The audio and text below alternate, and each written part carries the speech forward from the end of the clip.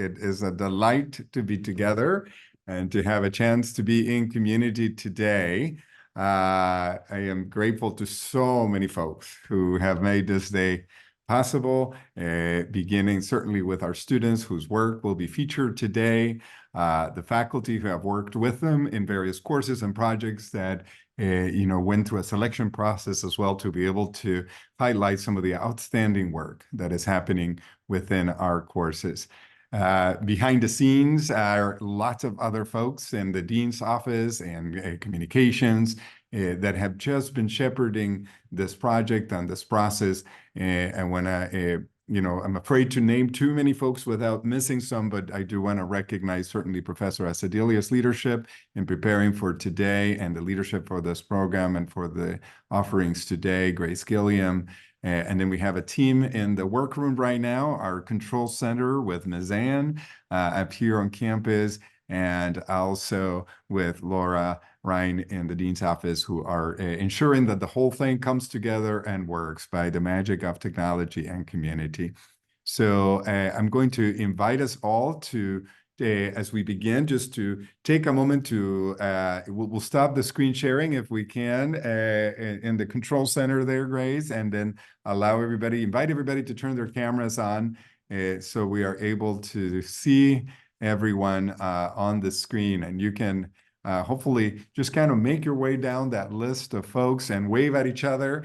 We'll get some tech directives about what we have today and how we have set this up, but it is really wonderful to see all of you and to know that we are gathering, both some of us here on campus, to folks clear across the country and around the world as we gather together in a regular basis for our community life as a hybrid community, but especially today in this day of both celebrating our work and learning together. I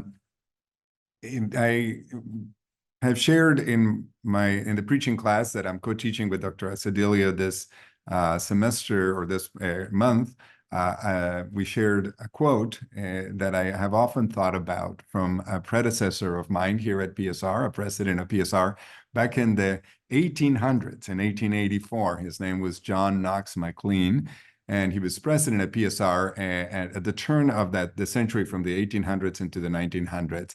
And this is what he said in an address to the gathered community. He said, "The new century," and he's referring again to that change, the beginning of the 20th century into the 1900s, "the new century promises to disclose events and conditions in society of a widely revolutionary character. What ought to be the attitude and function of a theological seminary at such a time? It ought to crave for itself due share in shaping the new order of things." This was at a time in which PSR was a very small institution coming out of a depression in the early 1800s, in the middle of the forceful anti-immigrant sentiment that led to the Chinese Exclusionary Act, and a period of a great disruption that would eventually lead to World War I, the first global conflict in our society. And in times like that feel like times like today, this is a critical question. What ought to be the attitude and function of a theological seminary at such a time? This is the question that brings us into this symposium, to highlight the way we are seeking to wrestle with the question of the role of our leadership, of our preparation of leaders, of featuring the work we are trying to do to shape leaders for a world where all can thrive. Ways in which our work is seeking to fulfill its commitments, and which you will see in each of the presentations today, to blow your mind, to embolden your heart, and to strengthen your hands. We really ought to crave for ourselves, for this community, due share in shaping of the new order of things. Not to shape them in a forceful way, not to simply impose our understanding of the world on others, but to contribute to a rich and broader understanding of how we might address and create the conditions in which all, and we mean all, can thrive. Some of you know that I have been reading back through Octavia Butler's works, particularly starting out with the Parable of the Sower, And right now I'm in the middle of the second book in that series that is called The Parable of the Talents. Octavia Butler wrote in the 1990s, again, at a period of great change and transformation in the society and a lot of uncertainty. She was a futurist, considered by many one of the key Afrofuturists and people who really have shaped that visionary world in which we might imagine a different future. In this books, this series of books, they are dystopic, and so they project a dystopic future that begins on this year, in 2024.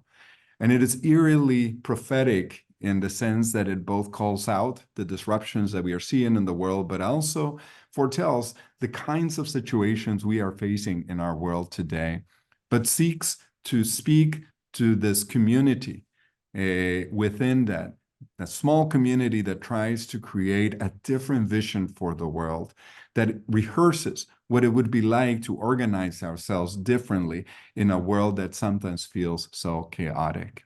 In her writings, the main character is developing concepts and ideas around a religious understanding of the world and of God. And the primary concept is that God is change.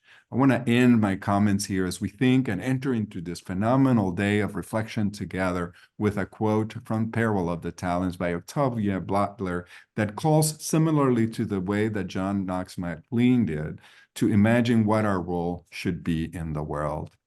She writes, "Chaos is God's most dangerous phase." I think Dean Abraham would resonate with this image, as she has often talked about the power of the divine, both in destruction and formation. So chaos is God's most dangerous phase, amorphous, roiling, hungry. And she encourages, shape chaos, shape God, act, alter the speed or the direction of change, vary the scope of change, recombine the seeds of change, transmute the impact of change, seize change, use it, adapt, and grow. What Octavia Butler points out is that we have a hand to play in this co-creation of a world where all can thrive, that we can partner with God, with the divine, in this moment of resurrection in the Christian tradition. We are encouraged, as we were yesterday in chapel, to reach out, to be part of this process of reshaping and rechanneling change. We cannot prevent change. Many of the communities we are deeply committed to that have shaped us, our congregations, our educational institutions, the academy, our not-for-profits, are in a period of lots of change. What we are called to do is to help to shape it where we can, to think about the scope of that change, to alter its direction, to participate and co-create together in that work. In the projects you will hear from today, you will hear our colleagues, our students, our peers working diligently to imagine how to help to shape that world. May this day of recognizing this particular work as features of the larger work going on at PSR and beyond through the work of our alumni be an inspiration to us and a recognition to take some time, step back, and recognize the ways in which we are seeking to make change.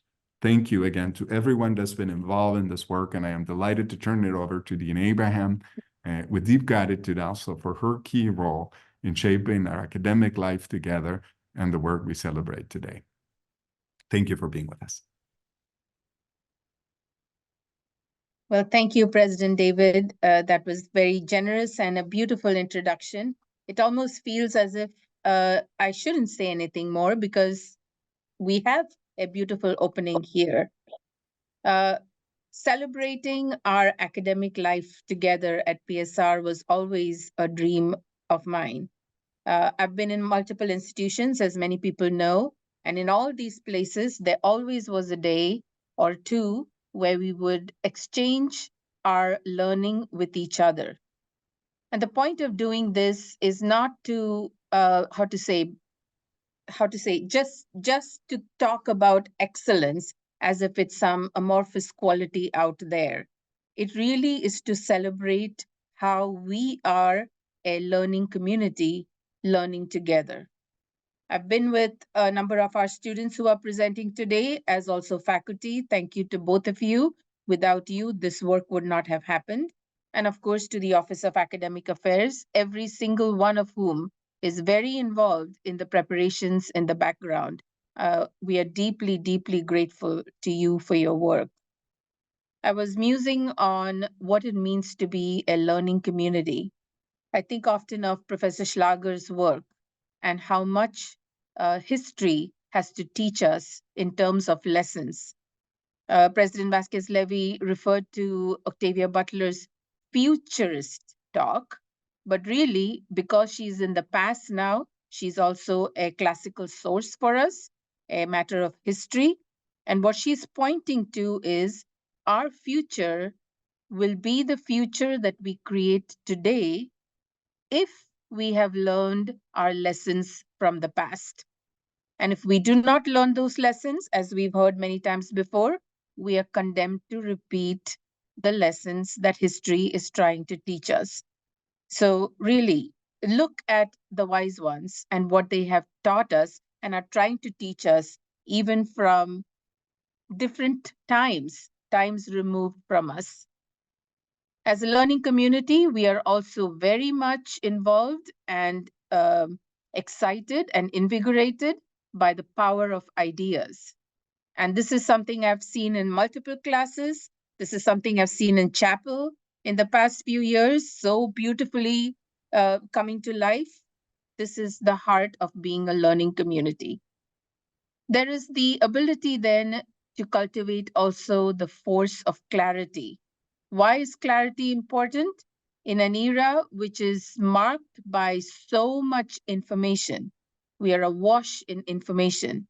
We need to be clear about our message. And this is also what a learning community is doing. What you might see today is exactly examples of how people, our students, have cultivated clarity. Finally, there is the beauty of precision.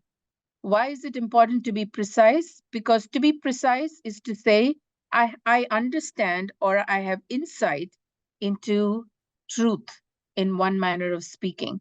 And I'm open to speaking with you about it in a dialogical way, which means that my truth might get moderated or modulated in time. This is what it means to be a learning community. And you might ask, well, what's the point of all this? Again, as President David indicated earlier, we do this because we have been invited by none other than God to participate in the event of co-creating a world. Everything that those of us who are religious do, and it doesn't matter what grammar of transcendence you speak, you might be Jewish, you might be Christian, you might be Muslim, you might be Buddhist, you might even be an atheist, which is actually a very good thing. It's a very good religious stance, by the way. What we are invited to do is to participate in the creation of a transformative world. So I hope you see today this happening in our students and in our faculty. I do want to say at the end of today, I will be announcing our Faculty Excellence Award. Thank you all to those who participated. And thank you, faculty, for remaining open to this testament of your brilliance in this community that your community is now generously recognizing. So at the end of today, I will be announcing our Faculty Excellence Award winner. So thank you all again, and I look forward to this wonderful day. Professor Sedilio, over to you.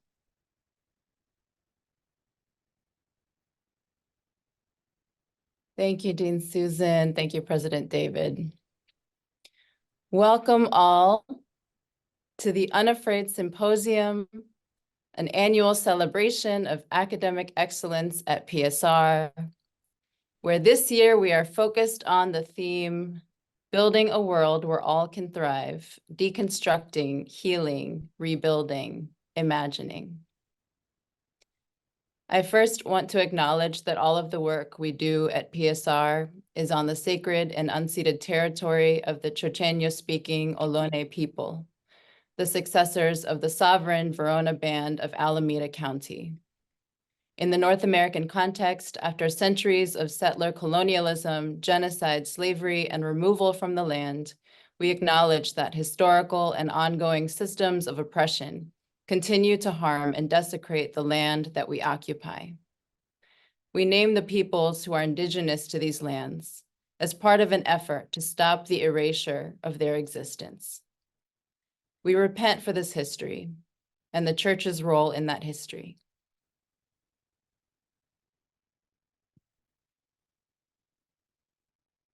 My name is Lisa Asedilio, and I am Assistant Professor of Worship and Ethics here at the Pacific School of Religion, and I served as this year's Faculty Director for the symposium. The Unafraid Symposium theme this year, Building a World Where All Can Thrive, Deconstructing, Healing, Rebuilding, Imagining, is based on our Spring Chapel theme of the same name. So many thanks to Reverend Ann Jefferson, our Director of Community Life and Spiritual Care, and her whole chapel team. So first, deconstructing. To deconstruct is to pull apart a construct and imagine and examine its parts. When we call something a construct, that doesn't mean it doesn't have a corresponding material reality. It often does. The nation state, for example, is a construct and has real material embodied implications in the world. Deconstructing the nation state would involve studying the history of nation states, refusing to treat our current concepts of nation as simply inevitable or natural, asking questions about how we got here to this particular conception, examining connections between nation and race, nation and religion, nation and empire, for example. Deconstruction is an analytical tool. To do deconstructive work with the United States National Project, for example, might involve examining histories of language used to articulate our laws, our conception of who is a citizen, how we draw our borders, how we understand the role of our military, what we value in our economy, to name a few.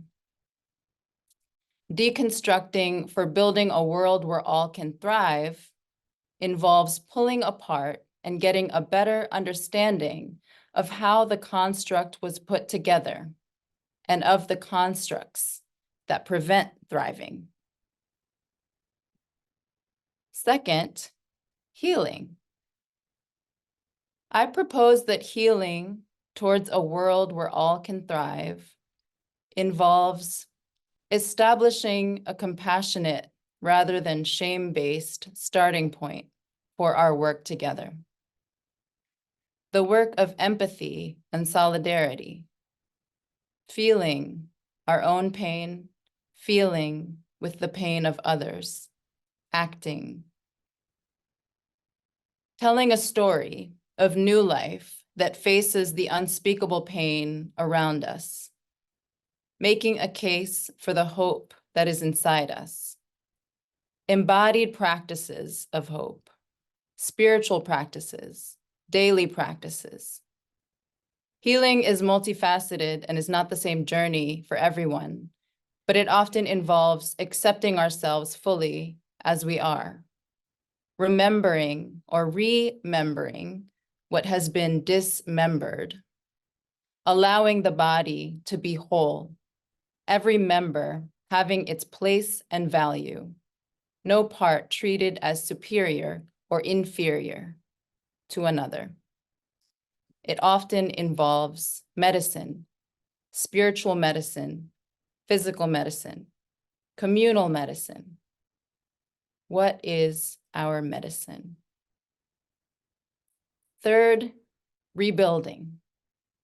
Rebuilding can happen once we have identified more liberating and life-giving frameworks and stories for the specific contexts in which we work. Rebuilding acknowledges that what was built before needs to be changed. For this symposium, it involves exercising our agency to shape theological education in a way that reflects our knowledge, imagination, and dreams for the world's future. Rebuilding towards thriving involves putting as much emphasis on the method as the result we are after. We do not want to burn out and act punitively towards one another in the name of a future thriving. We are developing a spiritually rooted leadership now. We practice thriving as part of our method. We practice a more sustainable and regenerative way now. And finally, imagining. Imagining towards thriving contributes to the storytelling, moral education, and creative artistic inspiration that shapes our world. The world we live in today is the result of someone's imagination, many someones, certain someones. Imagination involves circulated imagery, myths, stories, narratives, and all the sensory elements.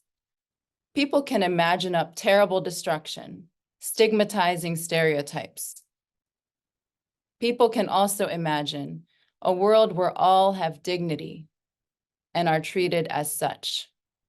People can imagine decolonial forms of religion, liberative, healing, mobilizing, beautiful.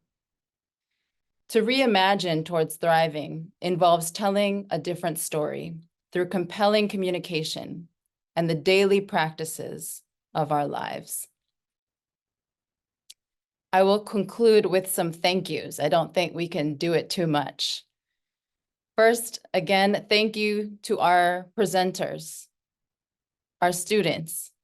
Enjoy yourselves, take up space, take in your moment. You have put in the work. PSR is because you are. This symposium is yours. Thank you for sharing your voices. Thank you, Dean Susan and President David, for your support, for trusting us and letting us have the reins with this project, and for your leadership of our school. Thank you to the faculty of PSR who willingly stepped up to do extra work to serve on the selection committee, and faculty respondents for today's symposium. Thank you to the entire team of fierce women of the PSR Office of Academic Affairs, every one of which has had a role in making this symposium possible. Thank you to our brilliant communications team, with Hallie Freed leading the charge and Brianna Trejo Kibelan on top of so much creative production. Thank you again to Ms. Ann Jefferson for her valuable input throughout, for coming to rehearsals, for inspiring our theme and all of us. And finally, thank you to the true mastermind, administrator, and project manager extraordinaire, Grace Gilliam, our Associate Director of Community Engaged Learning. 143,000 million details made today's symposium, and Grace had her finger on every single one. Any shortcomings today are not due to any lack of planning. Her attention to detail, timing, positive obsession, to also quote Octavia Butler, and ability to work so gracefully with others is unmatched. Her ability to execute with excellence has inspired me. So thank you, Grace. We very intentionally placed the Reverend Dundee Holt and his project at the very beginning of our symposium on what does it take, confronting barriers to the practice of radical inclusiveness in traditional Black churches, written in a course with Dr. Leonard McMahon on pastoral care for and with marginalized bodies. And he worked tirelessly with us in rehearsals, editing his slides and notes. And then he received word that his mother was beginning her transition and had to catch a flight to Baltimore immediately. Grace and I have still decided that we would like to acknowledge his voice as an important part of the conversation for this year's symposium. And we also invite all of us to lift him up in prayer in this time.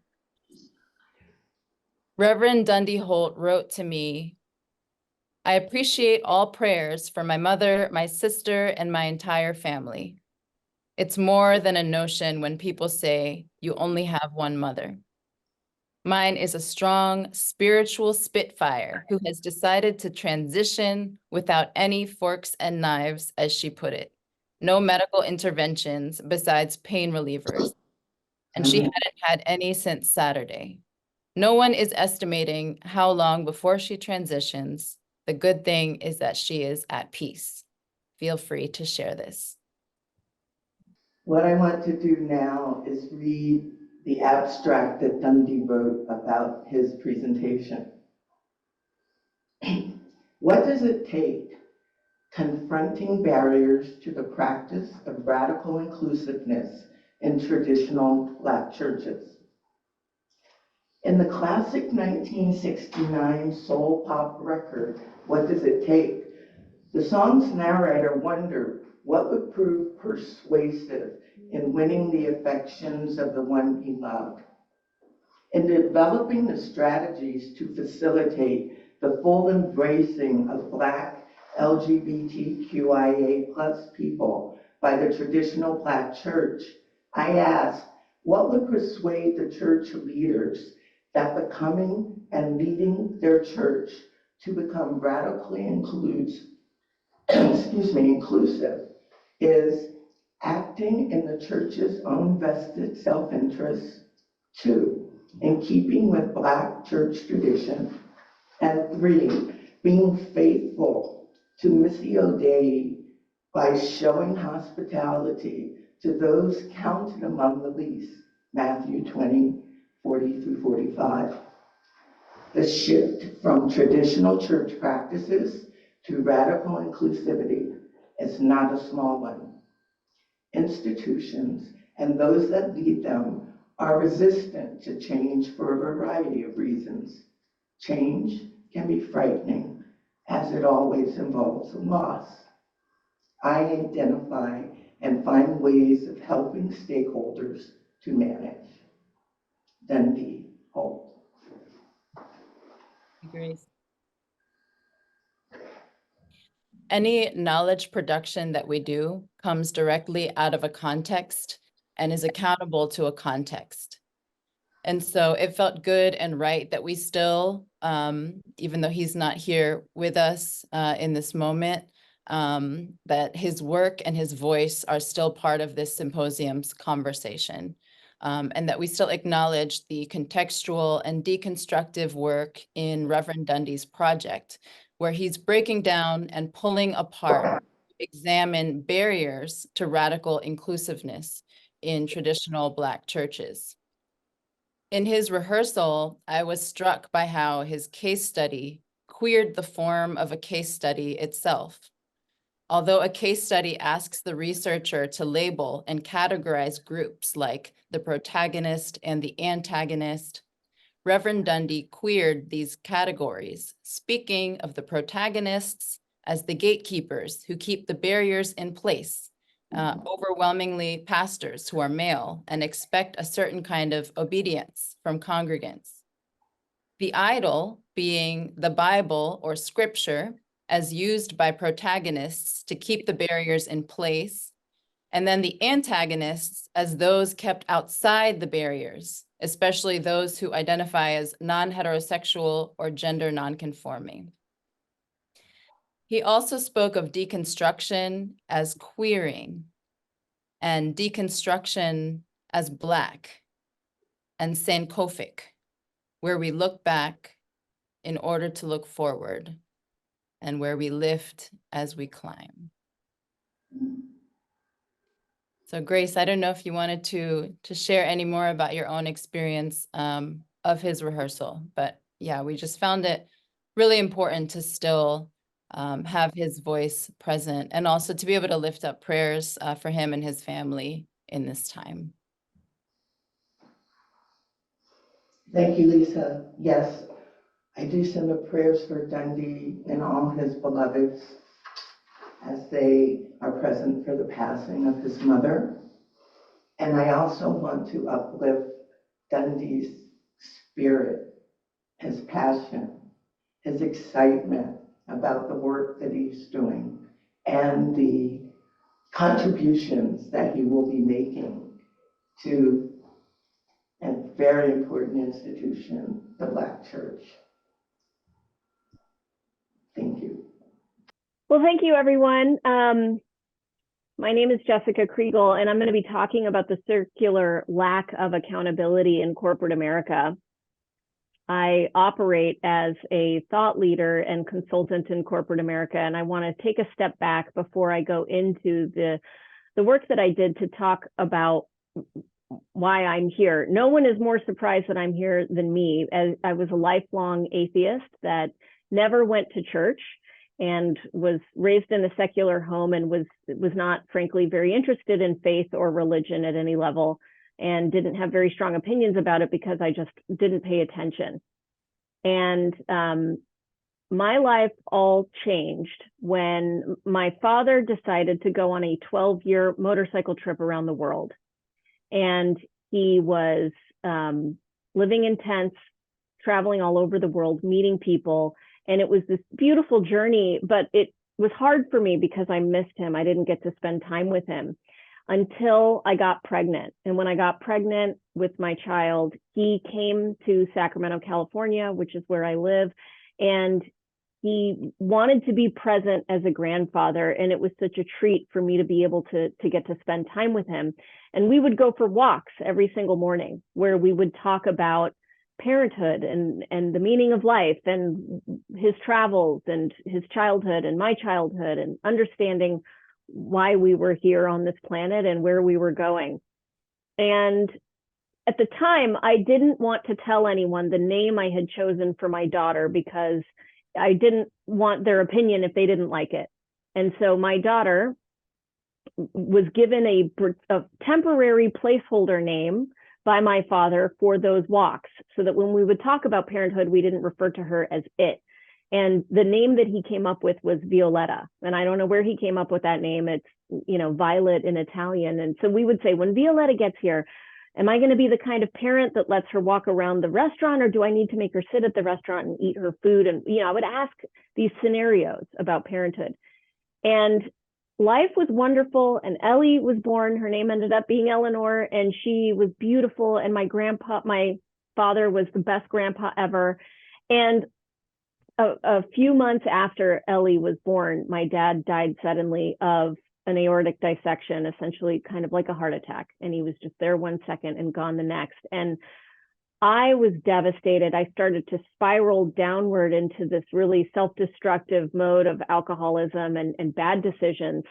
And ultimately, it led to a series of consequences, including my husband leaving me. And the morning that my husband left me, I decided I needed to, get rid of my emotions by working out. I tried to get in the car to go to the gym, and my car wouldn't start.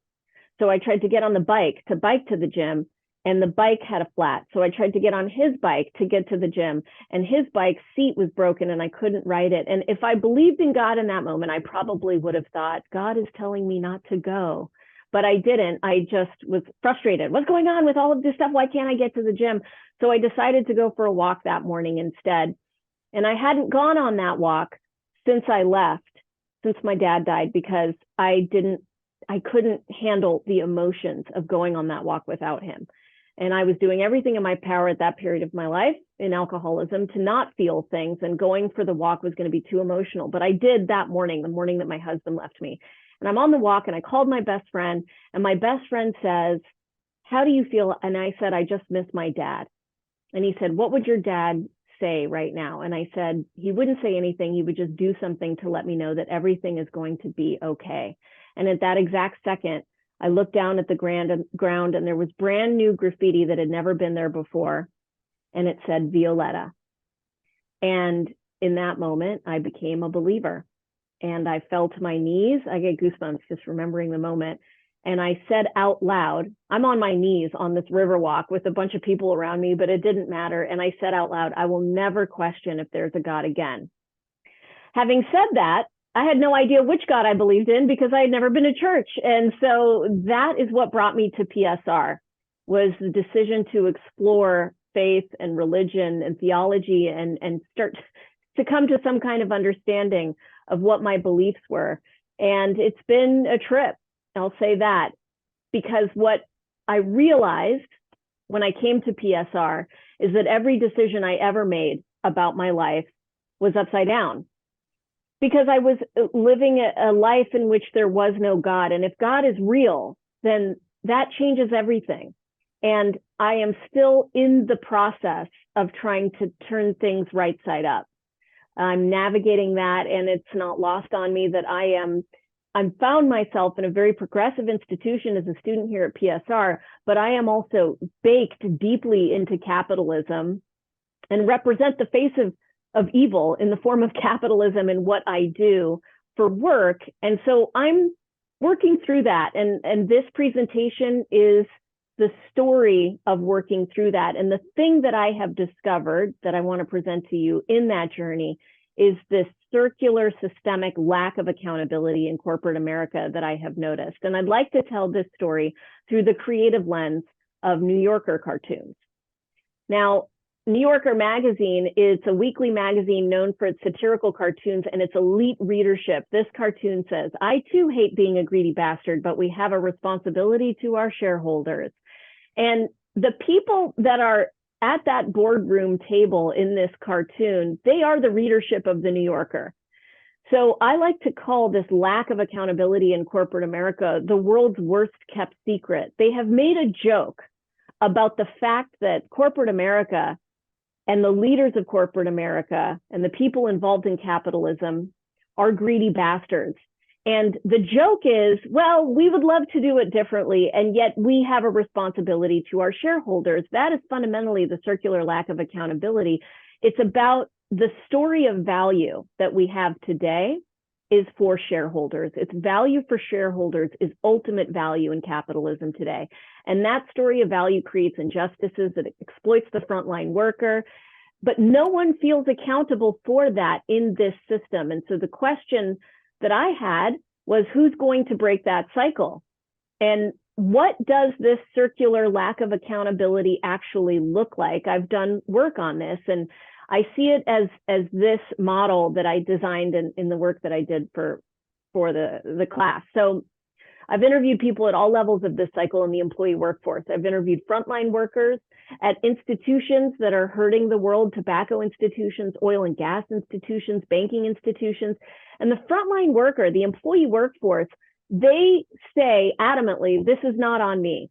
I am just trying to make ends meet. I'm trying to feed the family. It's ultimately corporate leaders who are responsible for changing the story of value. Now, I've also interviewed a lot of corporate leaders, a lot of CEOs, and CEOs say the same thing. They say, this isn't on me. My role was created to create shareholder value. And so I'm just trying to fulfill the role that I've been hired for. And if I don't fulfill that role, I will be replaced. There's nothing I can do. I actually interviewed a CEO who said, I feel just as exploited as the frontline worker. That is his opinion. He believes that wholeheartedly. So then we look to institutional investors and we say, well, you are the people who are putting pressure on corporate leaders to create shareholder value. Maybe it's your job to change the story of value. And the institutional investors say, we have people's pensions that we're nurturing. Their 401ks are at stake. The people are those shareholders that are invested in our big funds. So this is for the people. And those people are the employee workforce. And so the institutional investors also have someone to point to as the reason that the system cannot change. And so we go in a circle. Everyone has someone to pass the buck to. And Frederick Douglass has a great quote that power concedes nothing without a demand. The question is, who's going to make the demand? And there are people making demands, but systemically, I don't think this problem can get solved at a systemic level because of the nature of power. I think this has to happen at a personal level. And so perhaps that's where I come in with a demand, that I have a demand. And I am not immune from this complicated web of a lack of accountability. I am a corporate culture consultant. And literally an hour ago, I was on a national news network talking about California legislation on the right to disconnect, which is legislation they're trying to pass to allow people to not respond to texts or calls after hours. I'm a talking head and also a keynote speaker about workplace culture. And I love this cartoon because I'm the person in the news in this that says, our guest today is the author of Capitalism Must Die, on sale everywhere for $29.95, because the fees that my business charges for my time are outrageous. I am a keynote speaker that companies will pay $25,000 for 45 minutes of my time. It's not lost on me that that is complete insanity, but what I talk about is how to create a culture that drives business results. Not a culture that makes people happy, because no one would pay $25,000 to buy someone time to talk about how to make people happy. What CEOs want is a return on investment. They want an ROI. They want to know that if they spend money on people, that they will make money as a result of doing that. They want a return. So I am a part of the problem. And I have an existential crisis every single time that I wake up in the morning, because I was here, I had this platform long before I had my spiritual experience. And so what I've been struggling with and still haven't answered is there a way for me to help make the system better from within it, or do I need to abandon the system? And what I do for now is offer a better and maybe different way that CEOs can make money that isn't as exploitative, and maybe does create a better culture, and maybe it's better, but there's nuance to this, in that I've been talking about CEOs like they are an evil entity, but reality is that CEOs are people too. And if you go to the next slide here, when we're talking about people in the system, we're talking about the people that we know and we love and that we're friends with and that we're connected to. And this cartoon, I think, tells it perfectly. Jason says you're fueled with greed.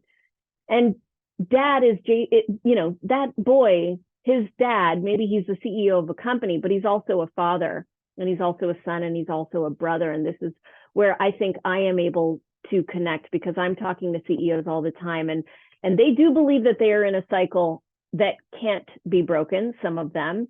And we have to figure out how to break that cycle. So I want to read an Emily Towns quote that says, transforming unjust structures into just ones will not happen quickly. And the transformation may never happen within our lifetimes or within our ability to see into the future. However, each act we take to move ourselves away from the mayhem of evil is a step closer to transformation. I suggest that no act for justice is too small or too insignificant. So I have a platform now, and I have the ear of people in power. And I feel like I can leverage that platform as a way to make things better. And sometimes I feel like I should just abandon it and become a hospice nurse, or do something that feels actually useful, because as someone who benefits from being in the system, it's rife with conflict, internal conflict and ethical conflicts. And I don't have the answer, but I will leave you with this last cartoon that will show you as far as I've gotten in this question and what my answer is. This cartoon says, giving something back to the community is a fine idea. Just make sure you take a lot more out at first. What I've started to do is talk to people in small ways that can be part of that slow and perhaps long transformation that Emily Towns talked about. I have the ear of these CEOs, and one of the questions that a lot of consultants will ask them is, what's your why? What's your purpose? Purpose-driven organizations, it's been very popular these days, because the idea is if CEOs can connect employees to the purpose of the organization, then they'll ignite more productivity. So purpose has become commoditized as a way to drive more work out of the individuals in your organization. And everyone's purpose statement is about the business. It's where, our purpose is to ignite innovation, or to serve our customers, or to be number one in the market. It's a business why. It's a business purpose. So when I get one-on-one with CEOs, I ask them what their why is, but then I say, let's start earlier than your why. What is your personal prime mover?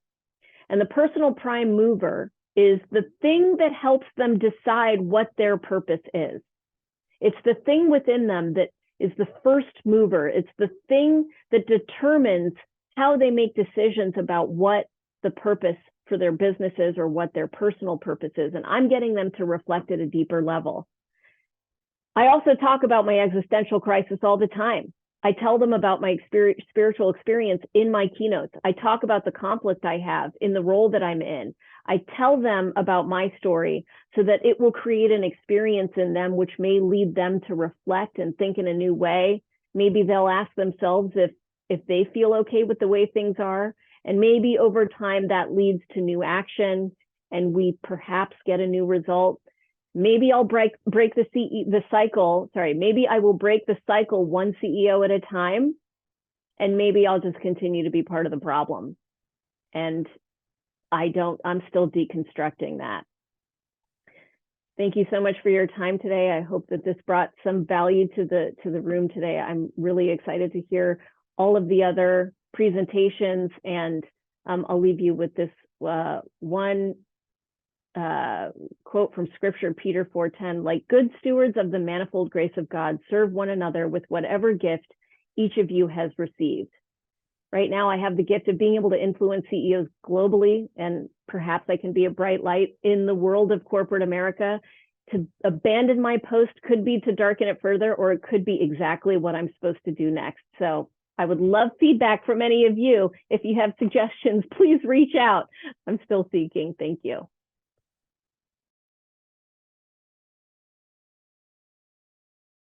Thank you so much for that, Jessica. I'm always amazed when I get to hear about people who are bringing ethics into the world of capitalism. So our next presentation, Information Pollution in Digital Times, is being presented by a cohort of MDiv students who were in Dean Abraham's course, Critical Pedagogy, Critical Times. So give me a moment. I'm going to disappear and bring the 5 people onto the screen so they can begin their presentation with you. Well, welcome to our presentation, Information Pollution in the Digital Age. The research we are presenting came from our spring course, Critical Thinking for Critical Times, with Dean Susan Abrahams. In this course, we were required to create a misinformation campaign.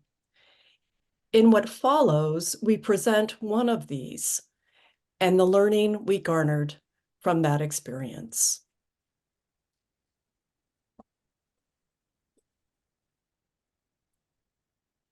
We have a last-minute edition of our guest speaker. We've been hopeful, and the timing is extraordinary. We are thrilled we could include you in this late-breaking news story. Please welcome the Executive Director from Christians for Truth in Medicine, Holly Willard, and her presentation, Victory in the Sea. Thank you so much, Beth, for having me today. I thank you for allowing me to crash your presentation. PSR, thank you for allowing me to come and speak to you all. I think what I have to say will touch you and move you, and is just right alongside the values that you hold at PSR. If we could go to the next slide. Before we get started, I want to share some images with you and just invite you to soak into them, take a look. Anna Williams, 33, Katie McDonald, age 4, Jeff Eastburn, age 63. Caitlin Weber, she's a cute one on the unicorn, age 8, John Sanders, 41, and Liz Brown, 47. What do they all have in common? It may not be what you think. They all have cancer. Now, this presentation is not about sadness. It's not about hopelessness I don't want you to despair, because this message is really about the hope we have in a God who does miracles. At Pirates Cove, Newport Beach, California, last year on July 8th, the largest baptism in American history conducted by Pastor Greg Laurie of Harvest Christian Fellowship was done. 4,500 people were baptized over this weekend. But that's not just what I want to talk about. I want to talk about what took place that day, something that was amazing, a miracle that God did that will give many more life than they may have had. In the 3 months following the baptisms at Pirates Cove, we saw proof, after speaking with our friend, Pastor Laurie, that a miracle had taken place. At last count, out of the 4,500 baptisms, over 250 people, and that number is growing, who were baptized, who had different diagnoses of cancer, some new, some old, all types, have been healed. Healed, friends. How could this be? Soon after, my husband had a vision from God. In this vision, like the parting, next slide, please. In this vision, like the parting of the Red Sea, my husband, Dr. Willard, saw God parting the shallows of the sea. He saw people of all ages, all walks of life, mothers carrying children, family members helping those who were sick and weak, walking into this gap, surrounded by water that had this mysterious blue-green glow. As the water gently came together, the people were not overcome, but instead they were standing in warm water filled with jelly, filled with beautiful translucent sea creatures. No one was afraid. As the creatures brushed past them, the people began to laugh, cry, and jump up and down. They knew they had been healed. Standing on the shore were family and friends, tears streaking down their cheeks, falling to their knees. God gave him a vision of an amazing miracle. Next slide, please. Together, we needed to investigate, after my husband had this vision, what is this? We have these healings, we have a vision, together with a group of Christian scientists, physicians, biologists from the world-renowned Christian organization, the Christian Scientific Society. We began to interview those who had been healed. Over and over, time and time again, we were told that during the baptisms, after they had begun, an unusually large grouping of crystal jellyfish, which are common in the area, floated around the people. At first, people were alarmed. We all know to stay away from jellyfish. They're known to sting and cause pain. But it was soon realized that these graceful, translucent organisms were harmless. In fact, friends, they were more than harmless. They were miracles sent by God. Their official name is Aquaria Victoria. Aquaria meaning of or pertaining to the sea, Victoria meaning victorious. What more beautiful thing could God share and use for this miracle? After our group began to turn our focus on better understanding Aquaria Victoria and the beautiful role they played in removing cancer from the bodies of 250, what an amazing number, of his beloved, we learned something very interesting, that the power of the crystal jellyfish is not unknown. In fact, what we found was horrifying, and it was shameful. Christians for Truth in Medicine, we are not against science. We are not against medicine, but what we are against, friends, we are against greed, we are against hiding the truth, fake news, and lying to the American people. Crystal jellyfish, in fact, if you remember in the vision, the blue-green glow, that is from crystal jellyfish. They give off this glow due to tiny light-producing organs that surround their outer bell. This jelly is actually called luminescent aquarium, and it's been collected and studied for use in neurological and biological experiments for years.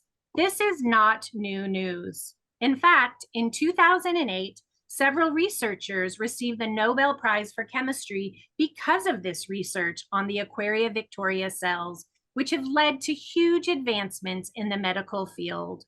Research that we believe showed the possibilities of luminescent aquarium in the treatment of cancer and other diseases, which has been withheld. Shortly after winning the Nobel Prize, is this surprising us? We just heard about capitalism. All three researchers were wooed away from academic medical research, their work and findings now tightly controlled by who else but Big Pharma. We are not surprised, friends. Neither are 1 in 4 Americans who believe that the pharmaceutical industry has a cure for cancer, but in their greed, evilness, immorality, and gluttony, they have suppressed research. They have hidden the truth. They have used their dirty money to keep people sick and dying. In fact, for some of them, it's probably a cartoon in the New Yorker. In fact, what we know, and it is common information, you can Google this, Big Pharma has negated, lobbied against, and flat out lied about the efficacy of natural God-given substances to heal disease for years. There are many, many examples. God, in the vision to my husband and in a second vision, said enough. If we and humanity will not take care of this problem, God will take care of this problems. Several months after we began to investigate, my husband had a prophetic vision from God. In this vision, he saw the opening of the Victory Research and Healing Temple. He saw a beautiful sanctuary by the Pacific Ocean where people of all ages, children, adults, seniors, were swimming in pools of crystal jellyfish. Just imagine that. It sounds beautiful. Where Christian doctors and researchers were working side by side to make it possible for every person of faith to benefit from the healing power of the Aquaria Victoria. I want to give you an opportunity, friends, to be a part of doing God's miraculous work for the good of his beloved. I believe as Christians, it is our duty to spread and make this miracle available to others. I won't go through all of these donations and what is received in those. I will leave that for Beth to share with you all after. But I want you to know that you all can be a part. Whether your contribution is big or small, it all makes a difference. We, friends, are called to do God's work. If you would like to pray for Victory Temple, we would love that. We would also love your donations. And again, at the highest level, it gives you the opportunity to actually swim in these pools with crystal jellyfish. Here is PayPal, Venmo, and Cash App, ways for you to donate today. Before I close, though, I want to share one last set of pictures with you. Jackson Wiley, age 3, Greg Smith, 41, Donna Mills, all healed of cancer on July 8th, 2023. Sometime during their baptism, these beautiful jellyfish swam past them, brushed against them, and God did a miracle. You or your loved one could be God's next miracle. Thank you so much, Beth, for this time. You have just experienced a misinformation campaign. In a misinformation campaign, there are kernels of the truth and emotions to draw you into believing the story. From creating these misinformation campaigns, we learn skills not to get caught in a trap like this one. We feel it is crucial to share these with you today. Information literacy was new to us.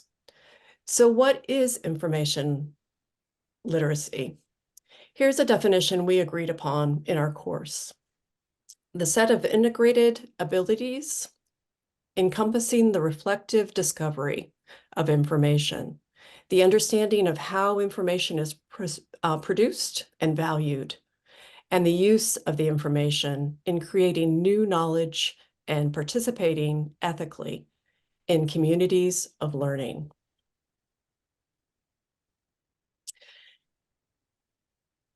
So what we'd like to do is share with you some definitions so we are all on the same page, because there's a lot of different terms. Misinformation is generally accidental, or such as when someone doesn't fact check or passes on information that they've heard.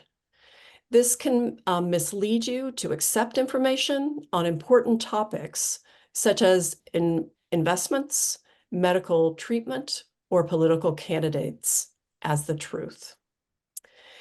Disinformation is information created by organizations, groups, and individuals to intentionally mislead you or get you to believe a certain way. This harms people directly and erodes trust. Fake news is information created to obscure the truth, usually connected to close-mindedness, arrogance, prejudice, dogmatism, overconfidence, or wishful thinking. Fraud is misinformation used to deceive, resulting in financial or personal gains, which can have devastating impacts. Logical fallacies, a leap of logic that sounds convincing or true, but it is flawed. A tool often used in misinformation, disinformation, and fake news and fraud. Information pollution is the contamination of our information supply with irrelevant, redundant, unsolicited, or hampering with, and low-value information. Today, we are overloaded with information pollution. It distracts us from the truth. Information literacy helps us to recognize the good from the bad information. In our course, we studied Christian fundamentalism in the US. Becks Salentes will share her insight on this topic. Indeed, Beth, because of the prevalence of social media platforms in our lives, the proliferation of corrupted and unexamined information codified people away from the truth. A perfect example of that is this QAnon's phenomenon, which actively participates in disinformation and misinformation campaigns. Let us take some insights about QAnon. QAnon is a far-right American political conspiracy theory and political movement which originated in 2017. It is based on a set of internet conspiracy theories that allege falsely that the world is run by a cabal of Satan-worshipping pedophiles, including Democratic politicians in the United States. These and other fabricated claims were put forth by an anonymous individual or individuals known as Q. QAnon ideology has taken hold as it has been shared over and over by online communities and influencers. But what is concerning here is the coalition between the evangelical right-wing Republicans and Christian fundamentalists. Statistics show, next slides please, over half of white evangelicals believe there is a deep state or secret network of high-powered members in the federal government and other systems running America. Half of white evangelicals believe that Antifa was behind the January 6th insurrection in Washington, D.C., rather than supporters of Donald Trump. For those of you who are not familiar with Antifa, it is short for anti-fascist. It is not a single organization. And many Christians also believe conspiracy theories related to the 2020 presidential election, the coronavirus pandemic, mask wearing, vaccines, the media, and the perceived threat of a global government. Given the polarization in this country, The noise of the evangelical right-wing Christians and political nationalism continue to threaten our democracy. And the division by religion is a recurring strategic ammunition among us. American philosopher and Professor Michael W. Austin described this as the failure of intellectual and moral humility. Arrogance and pride are relentless aspects of human nature. The perception that many of us fail to acknowledge and tend to forget is that we are human in nature as limited, finite, and dependent creatures. On the other hand, the role of intellectual and moral humility instructs us to accept those limits. The willingness to admit humans' limitations leads to awareness, as well as the ability to assess and seek to own intellectual weaknesses and limits. The recognition of one's own moral fallibility, an appreciation for the ethical strengths and moral views of others, and a moral perspective that transcends the self. We are facing the challenge of our time. We live in an era constantly bombarded by fake news on the internet, even in the media news coverage on television. As we enter another historical election in our country this year, we must learn to practice the role of intellectual and moral humility to analyze the rhetorical language of treachery and exercise critical thinking in identifying good and bad information in information literacy. Kenneth Watson, my colleague here, will say more about information literacy. Take it away, Kenneth. Thank you. Information literacy, especially critical in an election year. We are bombarded with excessive amounts of information from various media sources, including messages trying to influence us to vote for a particular candidate. During this time, organizations and individuals often claim to reveal secrets about candidates and what they may have done or may not have done in the past. These messages can be overwhelming and make it difficult to know what to believe. If we are not scrutinizing the information we are receiving, we may become fearful and make the wrong choice, or become angry with the choices before us. This can lead individuals to exiting the political process entirely. It is critical to learn how to become better to understand and spotting the arguments and techniques used to try to persuade you to believe what you are being told.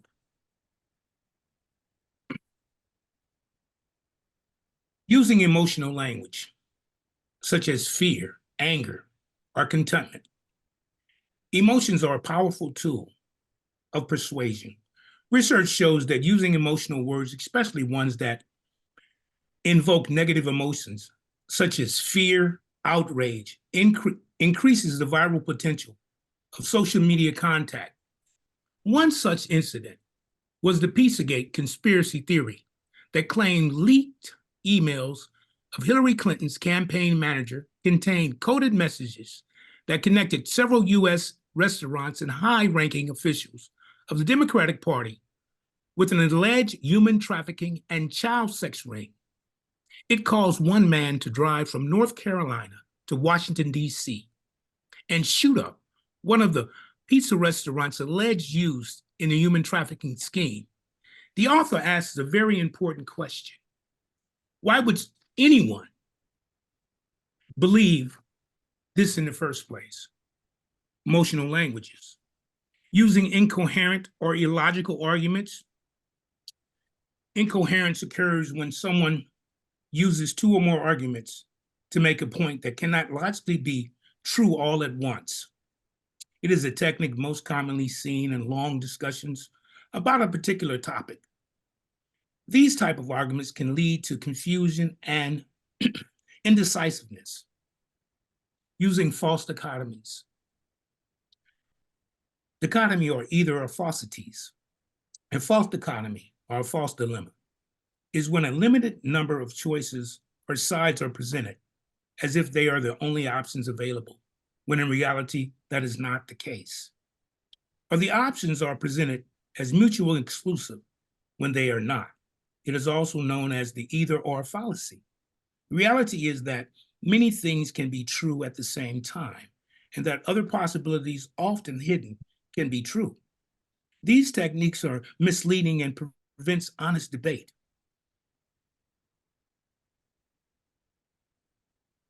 Using scapegoating or blaming. Scapegoating is when a person or a group is singled out and takes for the entire problem. The most include blaming someone for wrongdoing or mistakes or faults of others, especially for the reason of expediency or to deflect. I want to change their thought process. Using ad hominems or personal attacks. An ad hominem attack is when someone attacks a person making an argument instead of addressing the argument itself. These type of attacks are commonly used to redirect the listener away from the subject at hand and towards the individual. They are typically directed towards the character of the person making the argument instead of the argument itself. Information literacy is critical thinking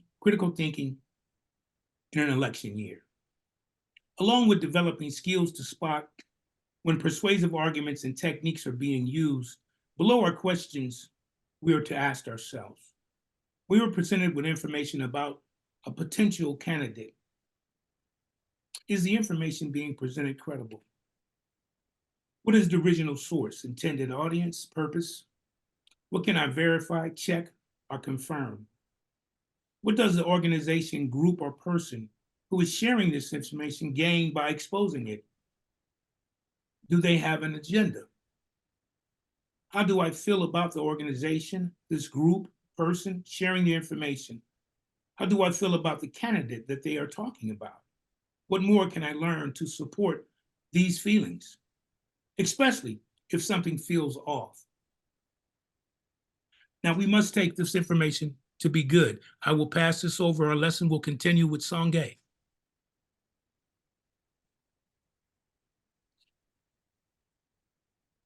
My name is Sanghyeon, and today we navigate the choppy waters of our information-rich, yet often misleading digital world. So in this journey, I'll guide you through essential strategies to fortify ourselves and our communities against the undercurrents of misinformation. The first thing is the proactive defense mechanism of pre-bunking versus debunking. Unlike debunking, which react to misinformation after it's spread, pre-bunking involves immunizing mind in advance by introducing individuals to diluted forms of misleading argument. So we enhance their ability to discern truth from falsehood. So this approach is akin to a mental vaccine, preparing the immune system of our intellect to recognize and reject misinformation before it infects our understanding. Second thing is the nuances territory of recognizing the element of truth in misinformation. So misinformation often weaves a web of deception around the thread of truth, so making lies appear plausible. Encouraging deeper analysis exposes these distortions, enabling us to sift through the mirage and uncover the factual bedrock beneath. So this critical examination is vital for not only debunking falsehood, but also for enriching our grasp of reality. Third is the cornerstone of our defense against misinformation lies in utilizing critical thinking skills, analysis, and skepticism.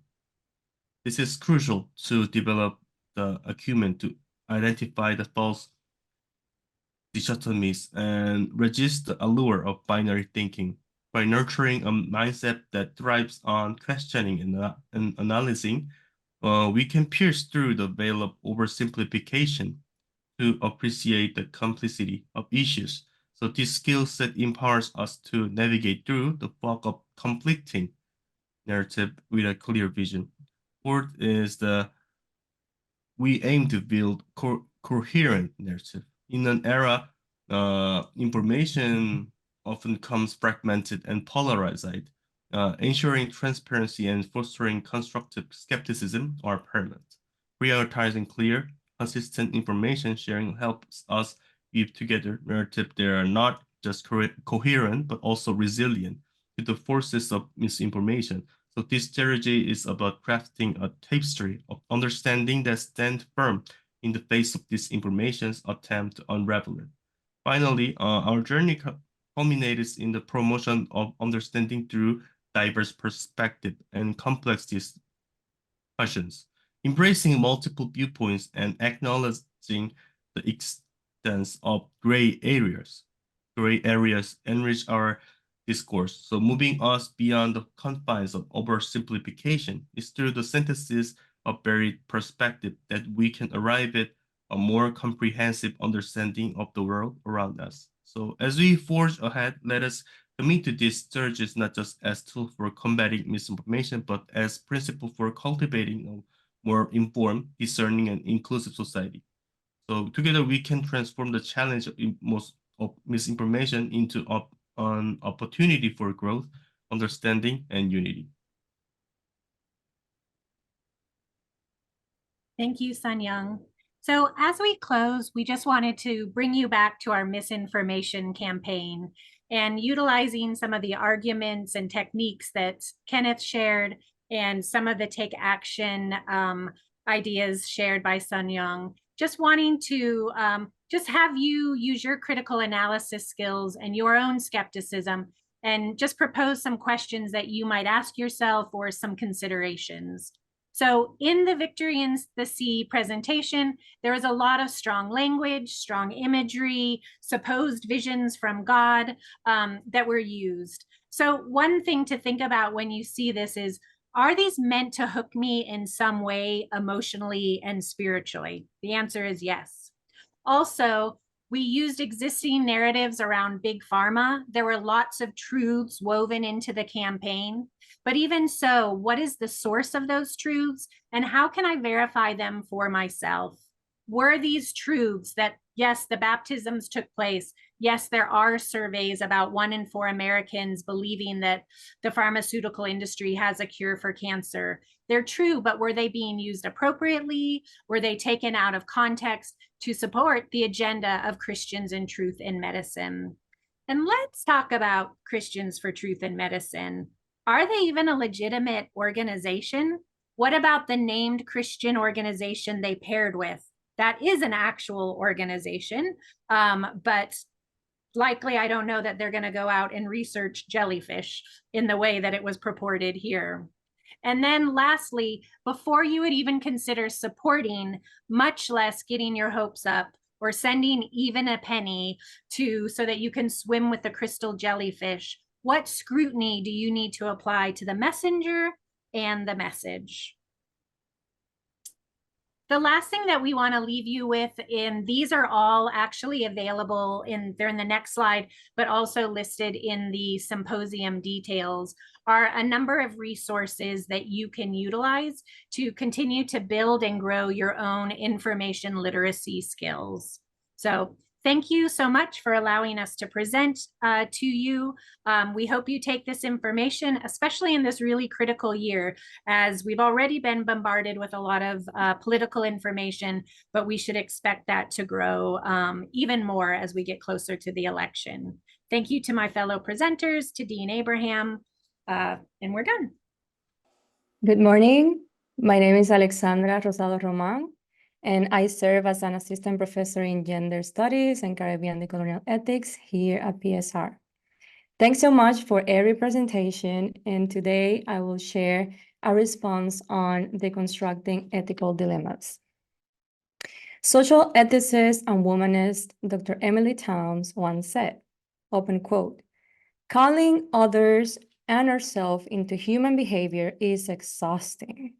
However, I believe this is what embodied scholarship can and must address. This scholarship is invested and accountable to everyday people and not only to scholarly enclaves. Seeking truth and truth-telling are key, end quote. Now I ask, why is it morally necessary to deconstruct? And what makes the act of engaging in deconstructionism so vital? Ethics, as we know, forms the foundation of moral principles, guiding individual and collective behavior. It delineates the boundaries of right and wrong, urging us to navigate complex ethical landscape with integrity and responsibility.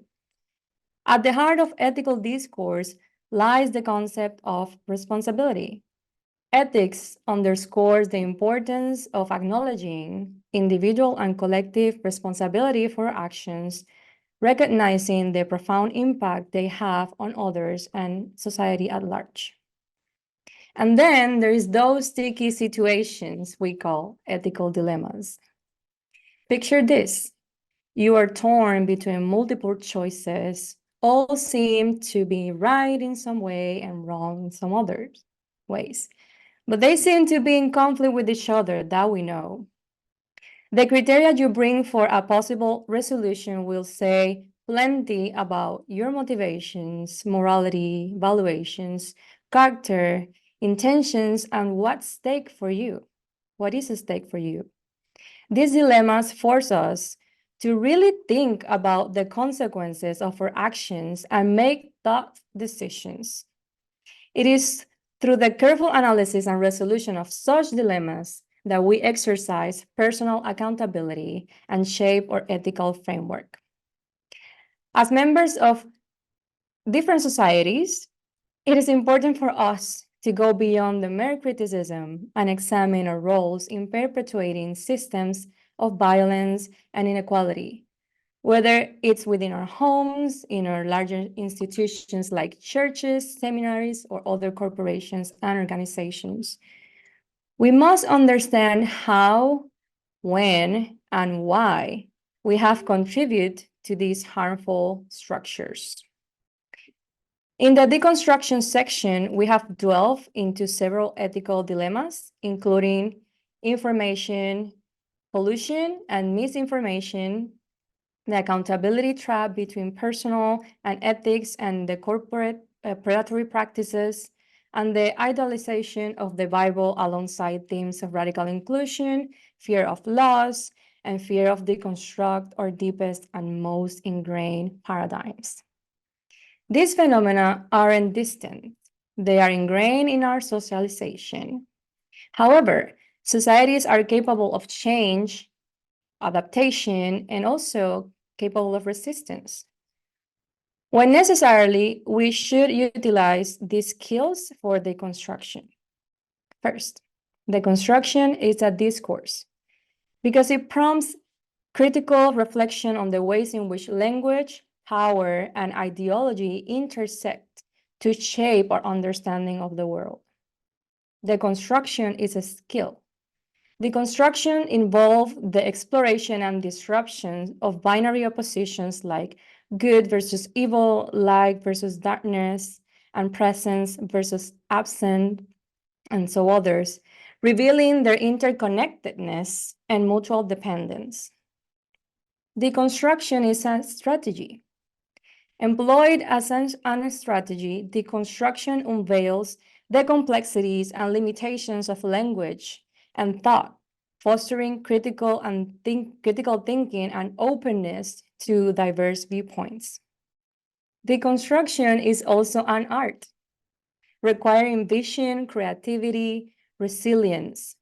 Deconstruction enables the discovery of meaning amidst loss and facilitates reconstruction thereafter. Deconstruction is an evolving process, embracing elements of mourning, detachment, and skepticism towards established norms. Deconstruction demands motivation and perseverance, even in the face of resistance, from outside resistance and from resistance within us. Why deconstruction is so needed then? According to these presentations, or what this presentation had to say, the task of deconstructing is relevant because we need to be honest with the role we play in different power structures. How are we benefiting from them, and what are we doing to share some of those privileges? This will be our biggest constant assessment. In addition, we need to be able to identify and understand systems of oppression and how those work currently in our society and in our lives. We know what we'll say, quote unquote, the classics of oppressions: sexism, racism, homophobia, transphobia, ableism, classism, ageism, colonialism, imperialism, and religious discrimination, among many others. And then, after you recognize those and how those play a role in your society and within your practices, then you need to start looking beyond those classics as separate categories and see how they relate to each other.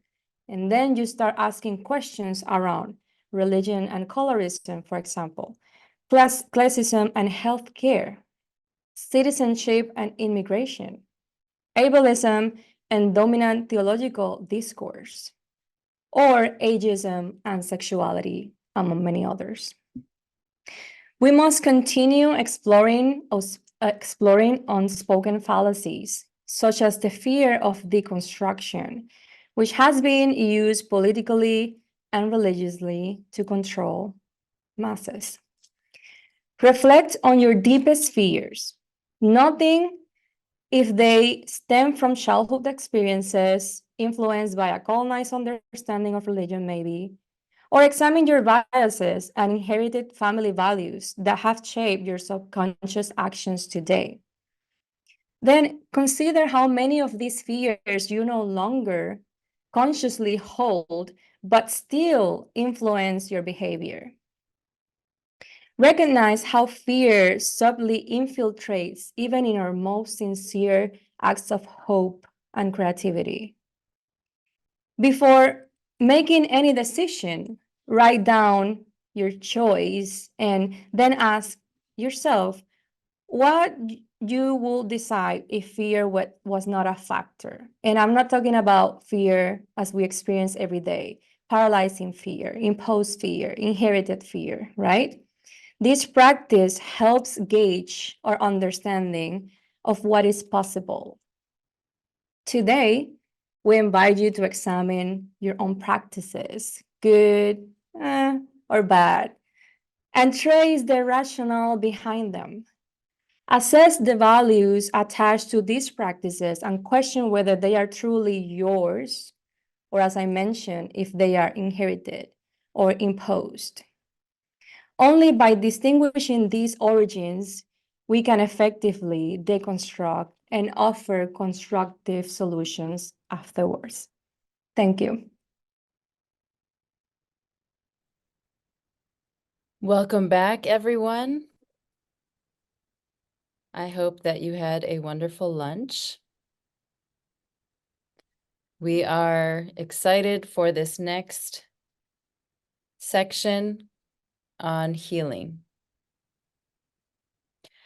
As we welcome our next presenter, Kaisul Takihunang, who is an international student at PSR from Taiwan's indigenous communities. We also lift up prayers for all those affected by the devastating earthquake that took place in Taiwan yesterday, the worst in 25 years. Let us breathe and send prayers. May healing, restoration, and all needed provisions come swiftly. And now, please receive this paper, From Tensions to Transformation, Embracing the Complexity of My Intersecting Identities as Taiwanese, Christian, and Urban Indigenous, by Kaisul Takihunang. Right. Hi, everybody, and my name is Gaisu Daki Hunan, and I'm used pronouns he, him, his. And this is my second semester of the Masters of Divinity program at the Pacific Schools of Religion. And I am an indigenous person from Taiwan. And before proceeding with these presentations, I want to acknowledge yesterday that 7.4 magnitude earthquake that struck my hometown, Taiwan, the strongest in 25 years. And my thoughts and prayers are with my people in affected areas and those casualties. And I sincerely hope for their safety and well-being during this challenging time. So today, it's really an honor for me that I can share these projects that inspired by the class I took last semester, Intro to Christian Ethics, instructed by Dr. Lisa Estelio. And this project reflects the insights and inspiration I gained from the class and applies them to the various aspects of my identity. So as my presentation title suggests, from tensions to transformation, embracing the complexities of my intersecting identities as Taiwanese, Christians, and urban indigenous. So Christian ethics isn't just about deciding if actions are right or wrong. It's about understanding the complex situations we find ourselves in through the lens of Christian faith. So this perspective focuses on recognizing human needs and realities rather than just making black and white judgments. This approach is significant when discussing the interplay at the different identities. That's something Teresa Delgado touches on her work, that bridging the Puerto Rican story and the Christian doctrine. She talked about the in-between spaces where our overlapping identity exists. So in my presentation, I will explore my complex identity, drawing from Delgado's ideas of in-between space and looking at what the Bible, specifically Isaiah chapter 11, 1 to 10, they speak about it. I am to highlight the moral significance of my diverse identities and how that intersects with my faith. That by investigating the moral implications of these intertwined identities, I hope to open the way for others to think about the ethical dimensions of their own identities. So that exploring my intersectionality of my Taiwanese Christian and urban indigenous identities, I've understood the intricate tensions and overlaps each aspect of my identity brings. And to navigate this, I've learned into translocational perspective that uniquely illuminate each facet of who I am. So starting with my Taiwanese identity, I'm immensely proud of a nation known for its democratic values in Asia. We are celebrated for our strides in human rights, like gender equality, through established policies for gender equity, being the first in Asia to legalize same-sex marriage equality, and enacting laws to protect the cultural rights of indigenous people. Not to mention, our universal healthcare system and medical standards are something we take great pride in. And according to the Economist Intelligence Unit's Democracy Index, Taiwan was ranked as the top fully democratic country in Asia. Furthermore, the 2023 Human Freedom Index placed Taiwan in the first rank in Asia, maintaining its position from the previous year. However, it has its challenges. Externally, we face the constant threats from China's authoritarian regime, which starkly contrasts with our democratic principles and threaten our sovereignty, particularly through China's progressive efforts to suppress our autonomy status on the international stage. And internally, we are grappling with the issues like a widening income inequality, low wages, the necessity for housing justice, declining birth rates, and pushing for diversifying our exports to reduce dependence on China, and also the transitional justice within our community. It's a complex journey, balancing our nation pride with the responsibility to strive for betterment continually. And a second, as a Christian, the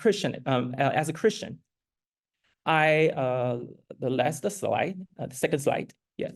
As a Christian, I am deeply recognized that historical role at the Taiwanese Christianity that has played a shaping the democracy and autonomy of Taiwan. This story has significantly influenced my commitment as a Christian to advocate for social and justice issues. However, it's essential to acknowledge that progressive theological perspective remain relatively marginalized, struggling to shift the conservative political stance in the church's landscape.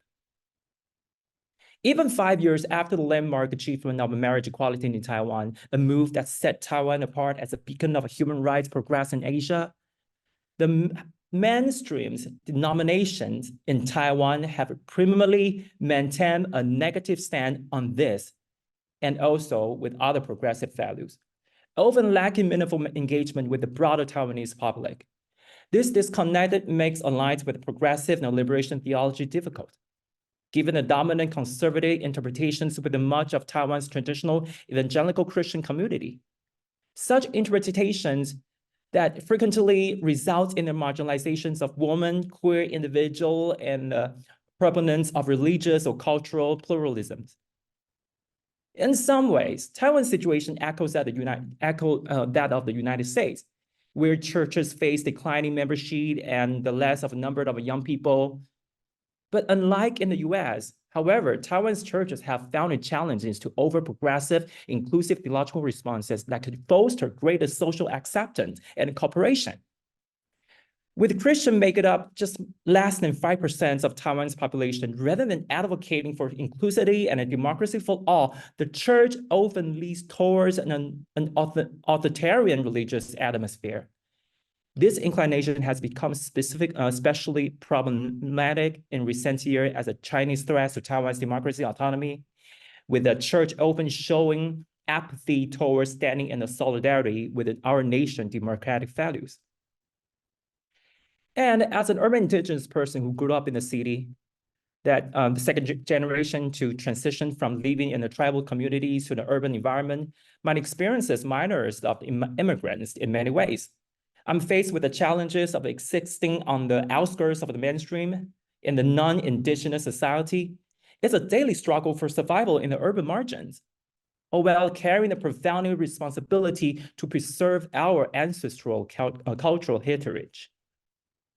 Our cultural need expansions in urban areas, expression in urban areas, are often at odds with our culture's traditional interpretations and application, leading to perceptions of our practice as impure by those conventional standards. Like in the city, presents a complex web of challenges as we navigate our cultural identity and meet pressures to assimilate into the dominant culture. This position leaves us particularly vulnerable to various forms of disadvantage.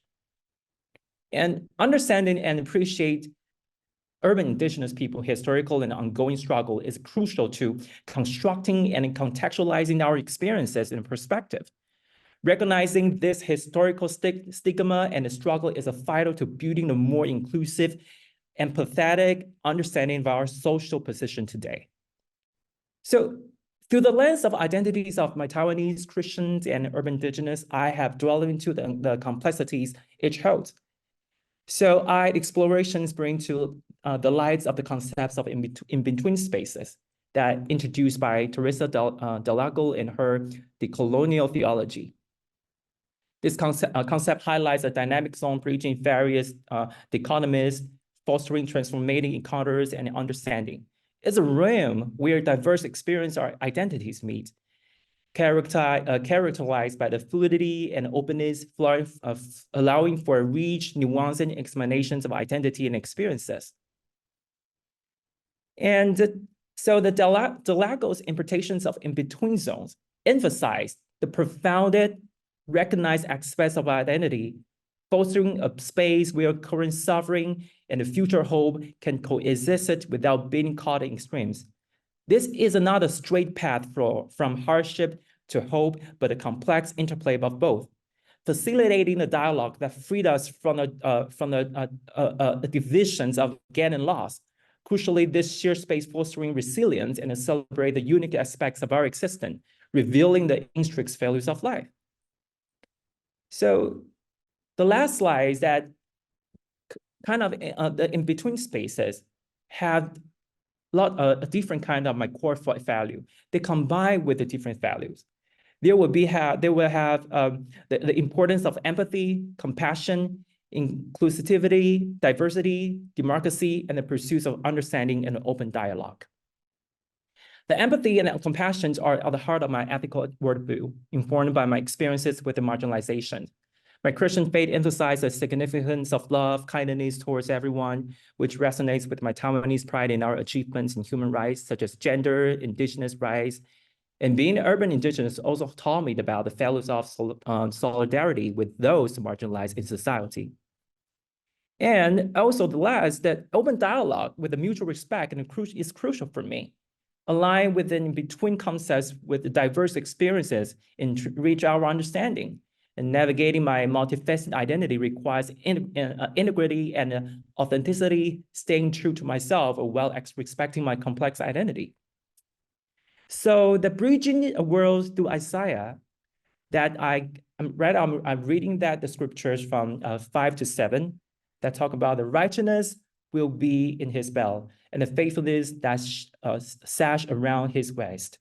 The wolf will leave with the lamb. The leopard will be lied down the goat, and the calf and the lion and the yearling together, and the little child will lead them.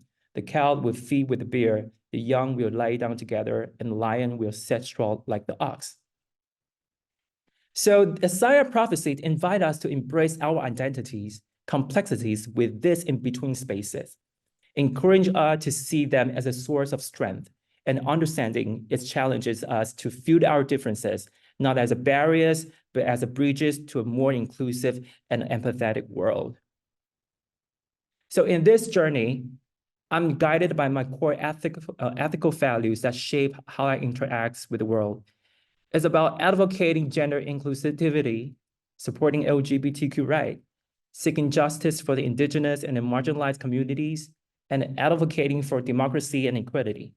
My journey is deeply rooted in an ethical framework that recognizes the complexities of identity and values diverse perspective. This approach is not just about building an inclusive society, it's about fostering a space where healing and empathy are fundamental, setting the stage for a world where everyone can thrive. Imagine a mosaic of diverse shapes and colors, each piece is contributing its unique story to collected picture that celebrates differences and values every voice. In this envisioned society, healing is a shared endeavor integrated to our existence, paving the way for reality where thriving is a sense, supporting for collective strength, respect, and ample resources for all. This vision is commitment to a future filled with the hope, unity, and the boundless possibilities, creating a world rich in diversity and united in its pursuits of well-being for all to thrive. Thank you for your listening. Hello, everybody. It's great to be in this space again. And I was just making sure that I did everything that I was supposed to do, which I've already messed up. Because I was supposed to blur my background. And I did that before I came in the room, but I guess somehow, some way, it's no longer blurred. And I just won't worry about that at this time. But I'll go ahead on and begin with my sermon. So first, giving honor to God and the spirit of my ancestors, our unafraid PSR president, David Vasquez Levy, my DMin dean, Professor Jim Lawrence, and my cohorts, my dear counselor, Susan Abraham, Dr. Lisa Asadilio, Reverend Ann Jefferson, Grace Gilliam, and the PSR faculty panel that voted on all of our submitted work.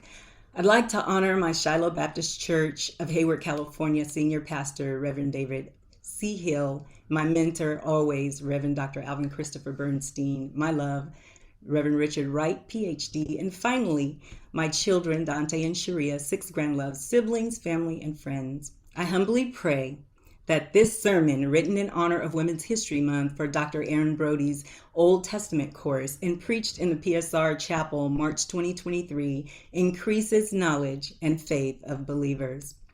This sermon is not complicated or a mystery revealing message. It's simple in language and in context. It's written to encourage all women who struggle with identity. until they come to a turning point when the decisions they make change the projection of their lives and bless future generations.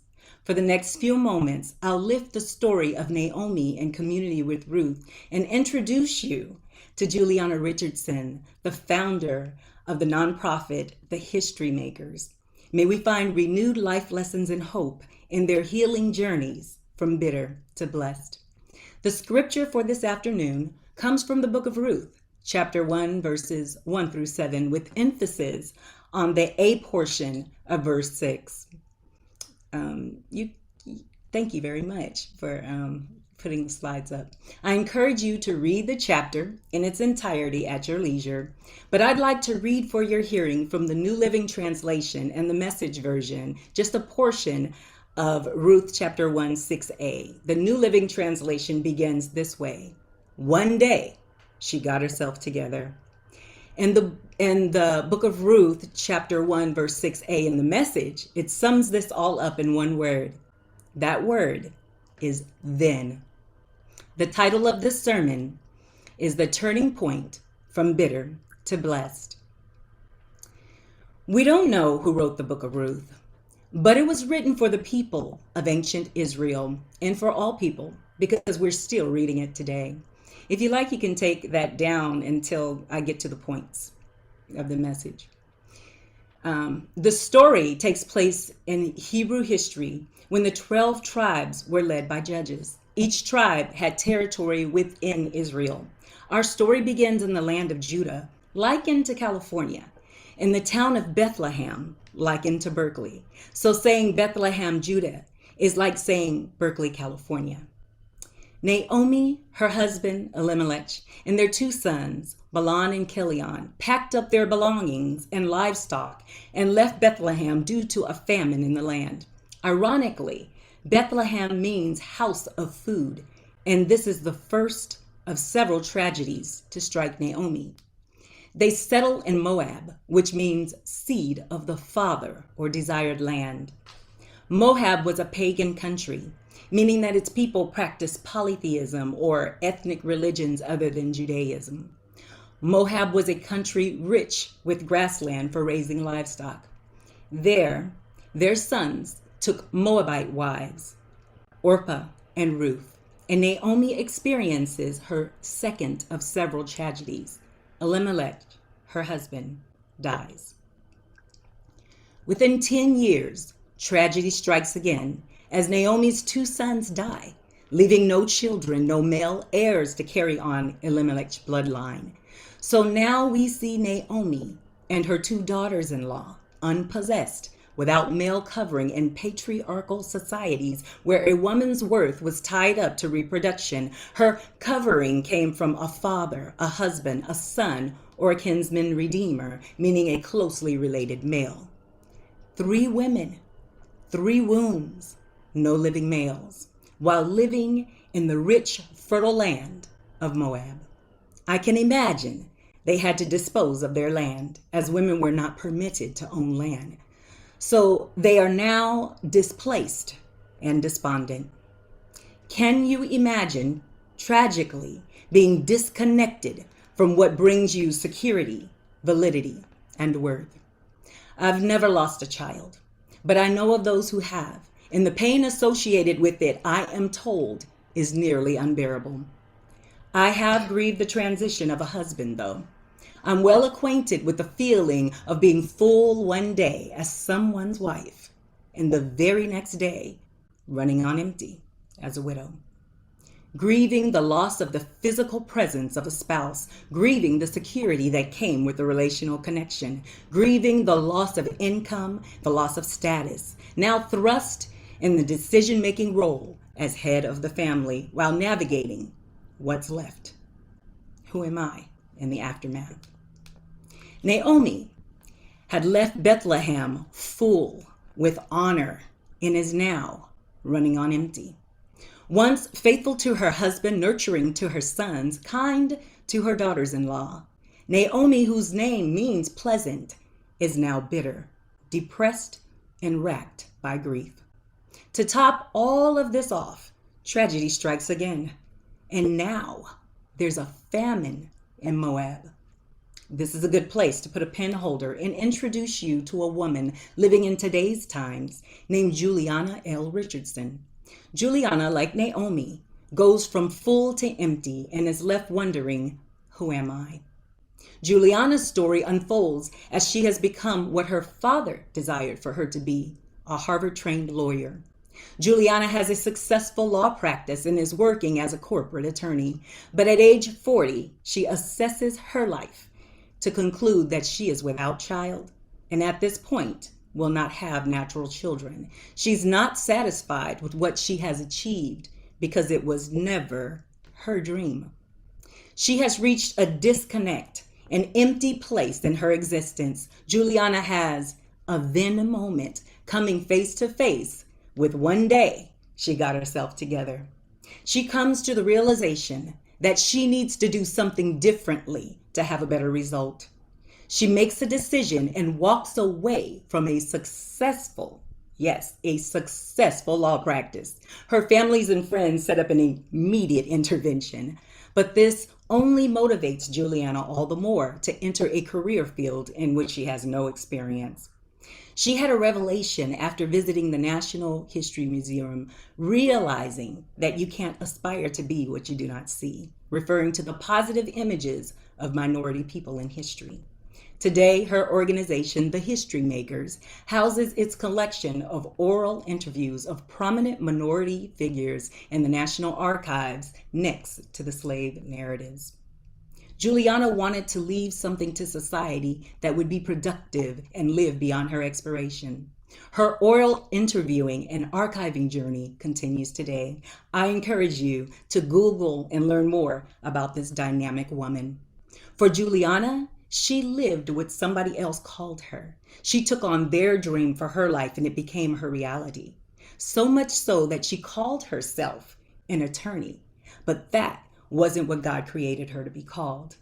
In her then moment, she birthed a blessing that we all can benefit from, as will future generations.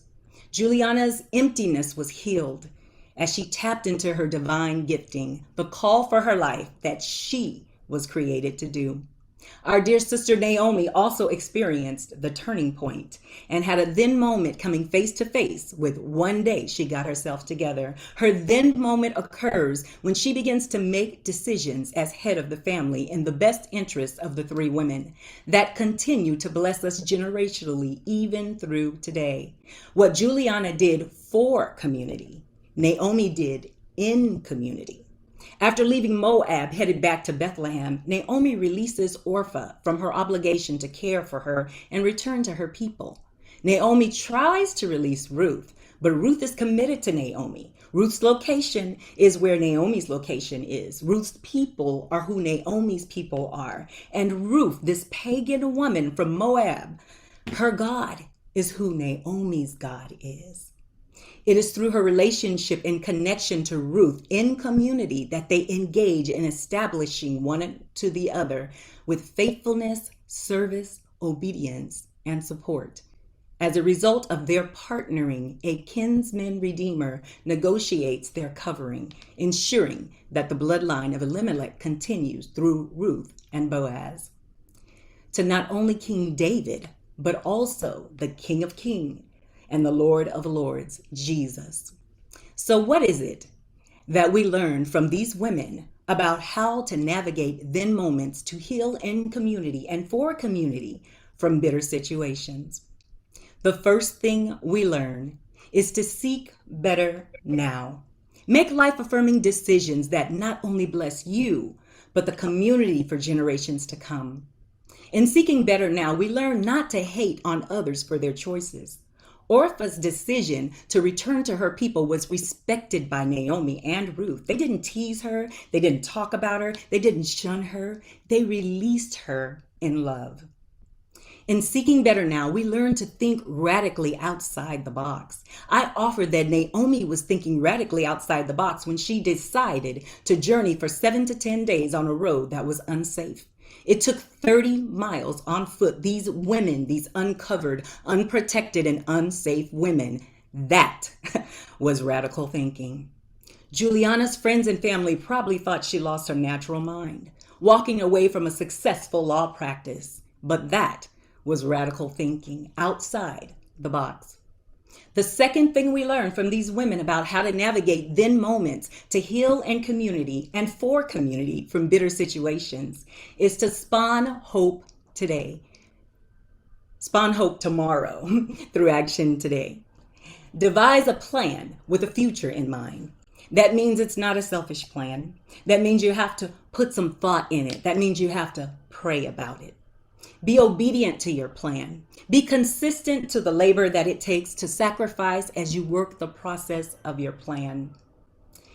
Have a partner to bear the weight of a plan. Have accountability that doesn't judge you, but encourages you and holds your confidentiality. One thing I appreciate about the biblical pairing of Naomi and Ruth is that unlike other biblical women, Sarah and Hagar, Rachel and Leah, Miriam and her sister-in-law, there is no competition for power, status, or even a man, y'all. With these two, we see faithfulness, we see service, we see kindness towards one another. We see that Naomi advises Ruth, and we see that Ruth gives Naomi space to heal. She gives her space to become better. The third and final thing we learned from these women about how to navigate then moments to heal in community and for community from bitter situations is to serve God anyway. There are 2 books in the Bible where God is silent. These 2 books are named after women. Ain't that something, y'all? These books are named after women. You know them, Esther and Ruth. God is silent. God is so silent that my sister Naomi begins to question herself. She begins to think that she can think about what God thinks about her. So we need to know that even a silent God is still in control, seeing you, hearing you.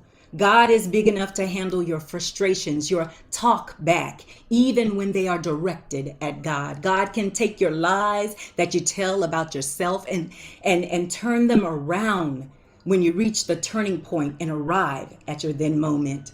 Even when Juliana and Naomi didn't call themselves what the Creator called them, God didn't let what they called themselves hinder their future. God knew who they were even when they were stifled by insecurity. Naomi called herself Mara, meaning bitter, and encouraged others to do so as well. Juliana called herself an attorney, a label placed on her by another individual, her biological father, which was outside of the will of her heavenly Father. God still covers you even when God is silent. God is still guiding your path, protecting you even as you dwell in a big pagan country and securing your future. In closing, to my fellow women and all gathered online and future symposium hearers and viewers, I ask, where are you stuck because you believe your situation or the negative talk you speak over yourself? Where are you stuck today because you haven't made or followed through on a decision, as Naomi and Juliana did, to free yourself of emotional, physical, financial, mental, and spiritual places and people where unresolved issues reside? Decide today and flee from self-degradation, flee from confusion and poverty and bitterness and depression, emptiness and isolation. Decide today to be free of labels and names that God didn't create you to be called. Accept that God calls you child, daughter, and friend. Accept that God knows you intimately, walks with you, and will never leave you nor forsake you, even when God is silent. One thing I'm sure of is this: He knows my name. He knows my name.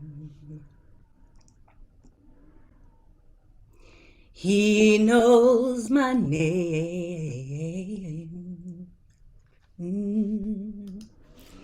He knows my name. And oh, how he walks with me.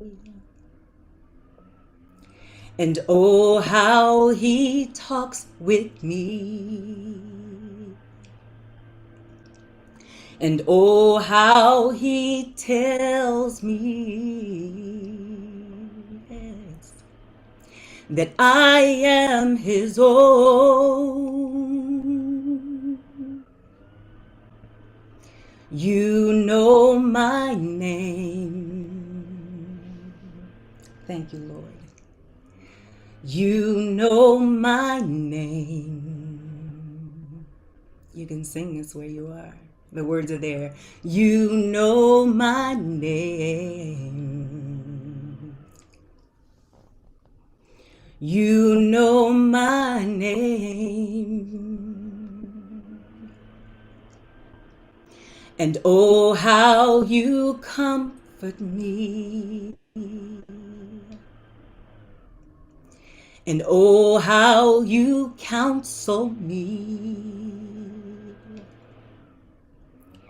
And it still amazes me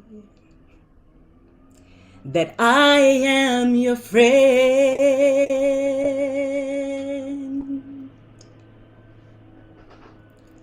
So now I pour out my heart to you.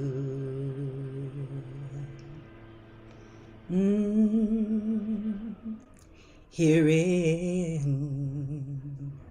your presence, I am made new.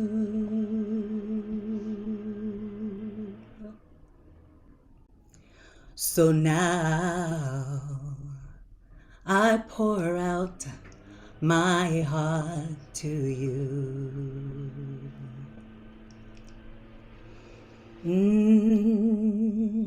Here in your presence, I am made new.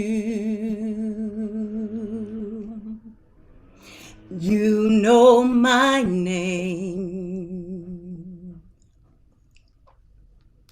You know my name. You know my name. Yes, Lord. You know my name. And oh, how you walk with me. Yes. And oh, how you talk with me. And oh, how you tell me that I am your own.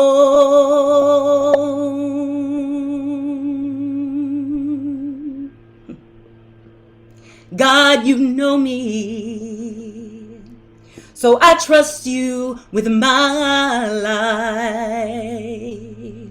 Yeah, no fire can burn me, no battle can turn me, no mountain can stop me, 'cause you hold my hand now. I'm walking in your victory, 'cause your power is within me. No giant can defeat me, 'cause you hold my hand. You hold my hand. You hold my hand. You hold my hand. You hold, you know my name. Thank you, Jesus. You know my name. You know my name. Yes, Lord. You know my name. And oh, how you walk with me. And oh, how you talk with me.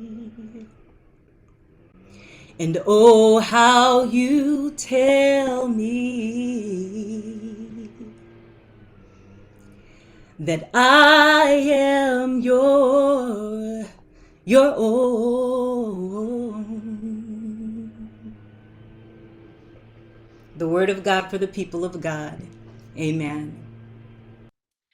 And now I am so excited to welcome our next presenter, Manny Padua. Manuel, affectionately known as Manny, who will present on thriving as an embodiment practice for humanizing. Thank you, Manny. Thank you, Dr. Lisa, and thank you, Sandria. Wow, so moved. So I'm Manuel Falcon Padua. I'm in my 4th semester in my MDiv, and I'm also in the chaplaincy track. And people know me as Manny. In our collective commitment to PSR's mission statement of creating a world where all can thrive, my sermon, Imagining Ourselves Anew and Thriving, was the 5th in a weaving sequence of spring semester sermons. In Cole Arthur Riley's prayer in Black liturgies, prayers, poems, and meditations for staying human, she centers for the journey back to yourself and reflects that we are shapeshifters. We are called to reimagine and reshape our relationships through various weaving of methods and disciplines. How might we contribute to a pluralistic view of spirituality and expand our options in embodying compassion, self-awareness, and mutuality in a polarized world? I want to start with these questions.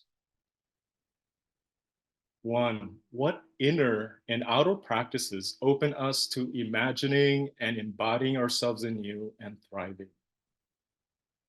And 2, what patterns of behavior need questioning and challenging? Our experiences are inextricable.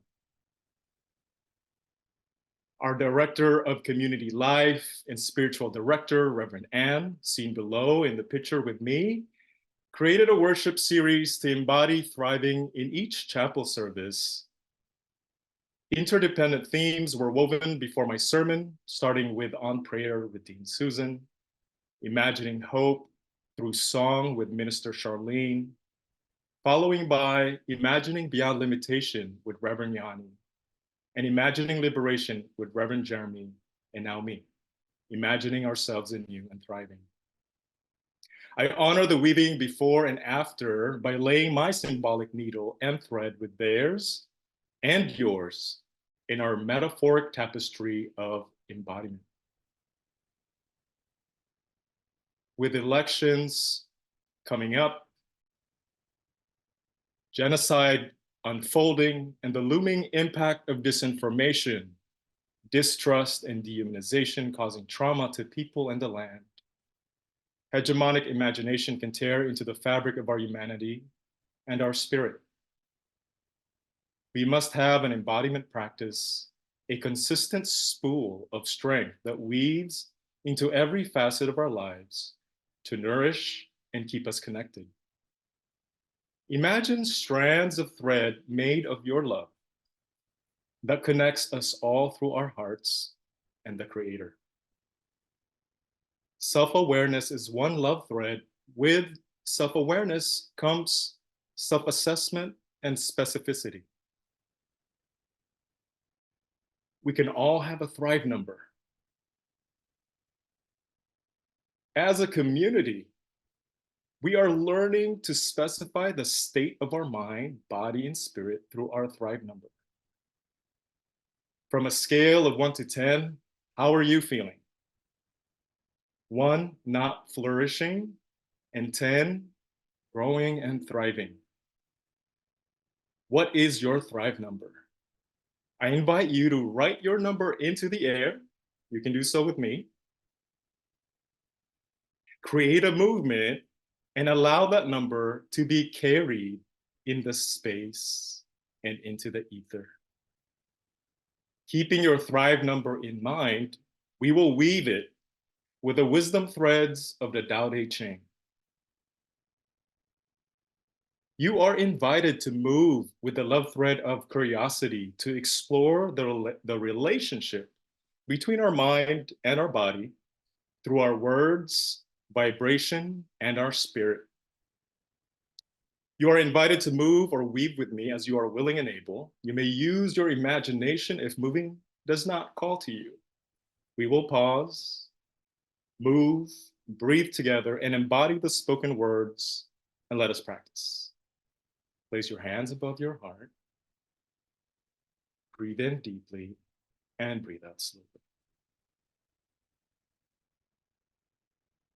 The Tao Te Ching, chapter 13, verse 11, states,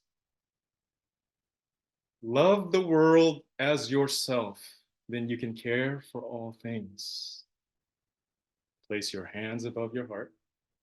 Breathe in deeply and breathe out slowly.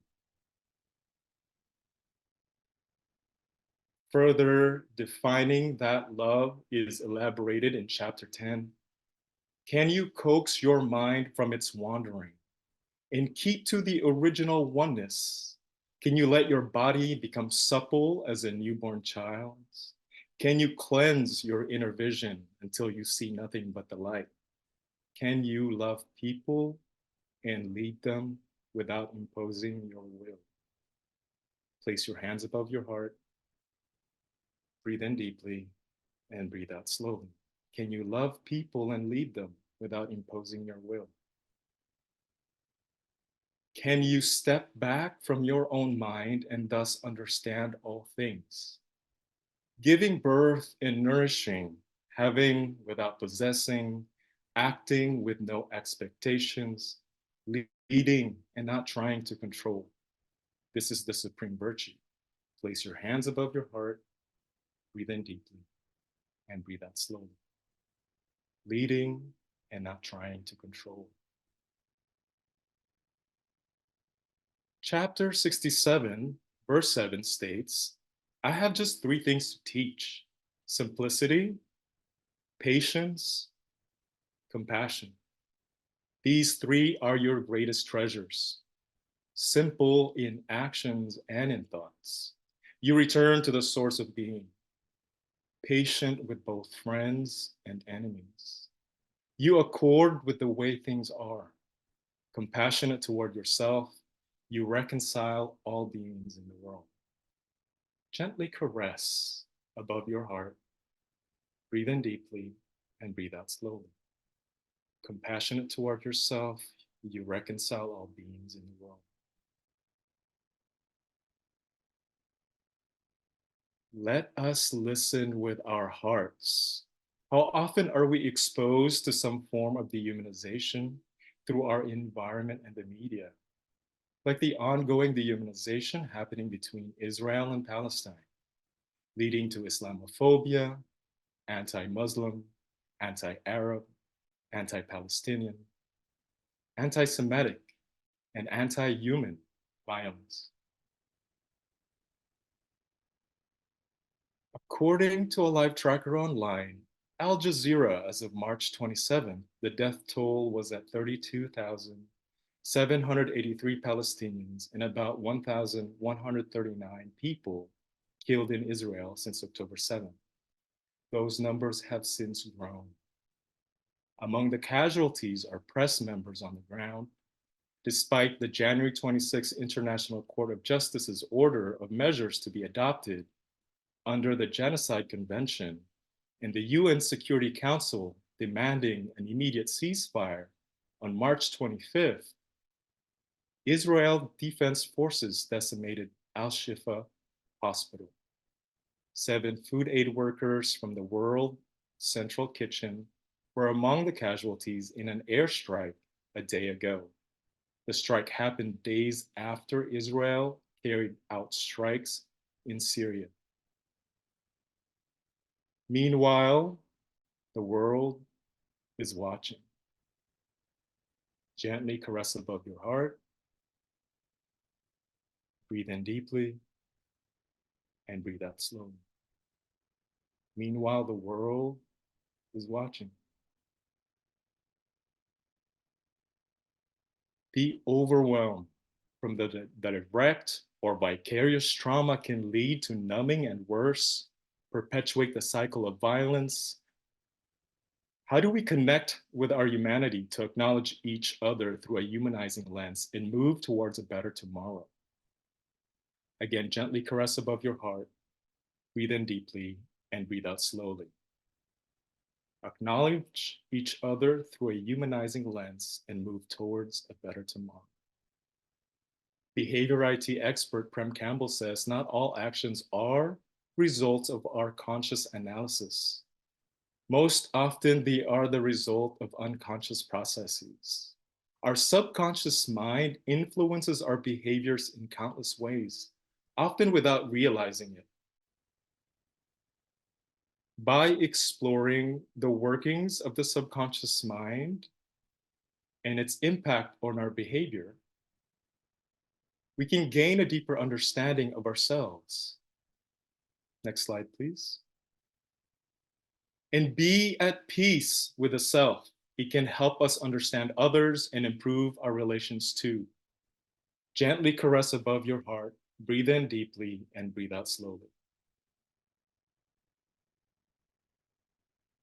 Neuroscientists specify that we are conscious of only about 5% of our cognitive activity. In most of our decisions, actions, emotions, and behavior depend on 95% of subconscious brain activity. Massage above your heart, breathe in deeply and breathe out slowly. 95% of subconscious brain activity. Another supportive article comes from the National Institute of Health, authored by Yale professor of psychology, John A. Bard, and a San Francisco State neuroscience professor, Ezekiel Marcea. Their journal states, complex and intelligent design in living things is not assumed to be driven by conscious processes. In nature, the unconscious mind is the rule, not the exception. Massage above your heart, breathe in deeply, and breathe out slowly. In nature, the unconscious mind is the rule, not the exception. Whether or not that 95% is accurate, it suffices to say that most of our behaviors are automated responses we have collected over time and stored subconsciously. Massage above your heart, breathe in deeply, and breathe out slowly. Suppose the act of dehumanizing is a subconscious response. How can we train ourselves to humanize each other? Open our hearts and be compassionate. The method is to use the same channels. Next slide, please.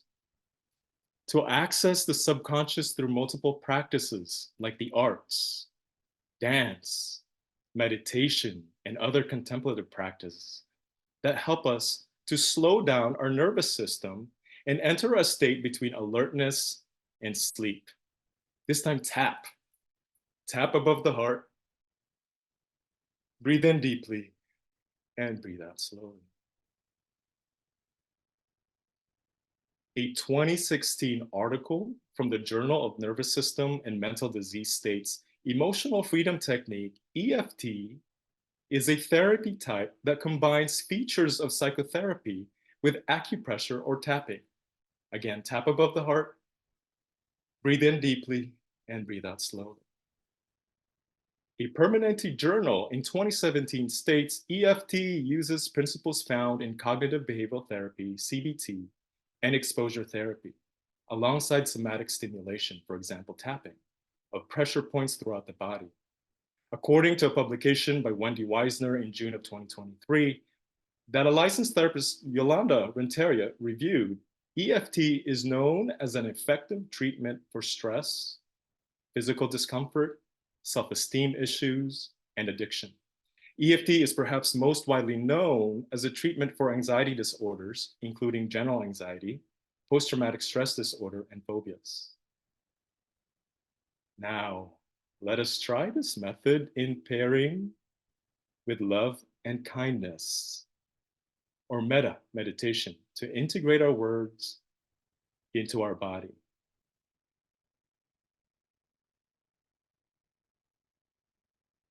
I invite everyone to repeat after me as we restate and change the statement from I to you, to they, to we, and then all. Please follow along. You are invited to imagine looking at yourself or look at yourself in the Zoom panel. Keep tapping above your heart and breathe in slowly and deeply. May I be safe. May I be well. May I know joy. May I be free. Now, as we change the words to you, look at someone in the Zoom room or imagine someone. Again, keep tapping above the heart and breathing in slowly and deeply. May you be safe. May you be well. May you know joy. May you be free. Changing the word to we. Visualize a group of people, for example, in Ukraine, Russia, Palestine, Israel, Syria, and people across the polarized spectrum. May we be safe. May we be well. May we know joy. May we be free. Keep tapping above the heart. Breathe in slowly and deeply. As we change the words to all, visualize the whole world, creatures, the land, the sea, the skies, and all. May all be safe. May all be well. May all know joy. May all be free. Tap around the heart, breathing in slowly and deeply.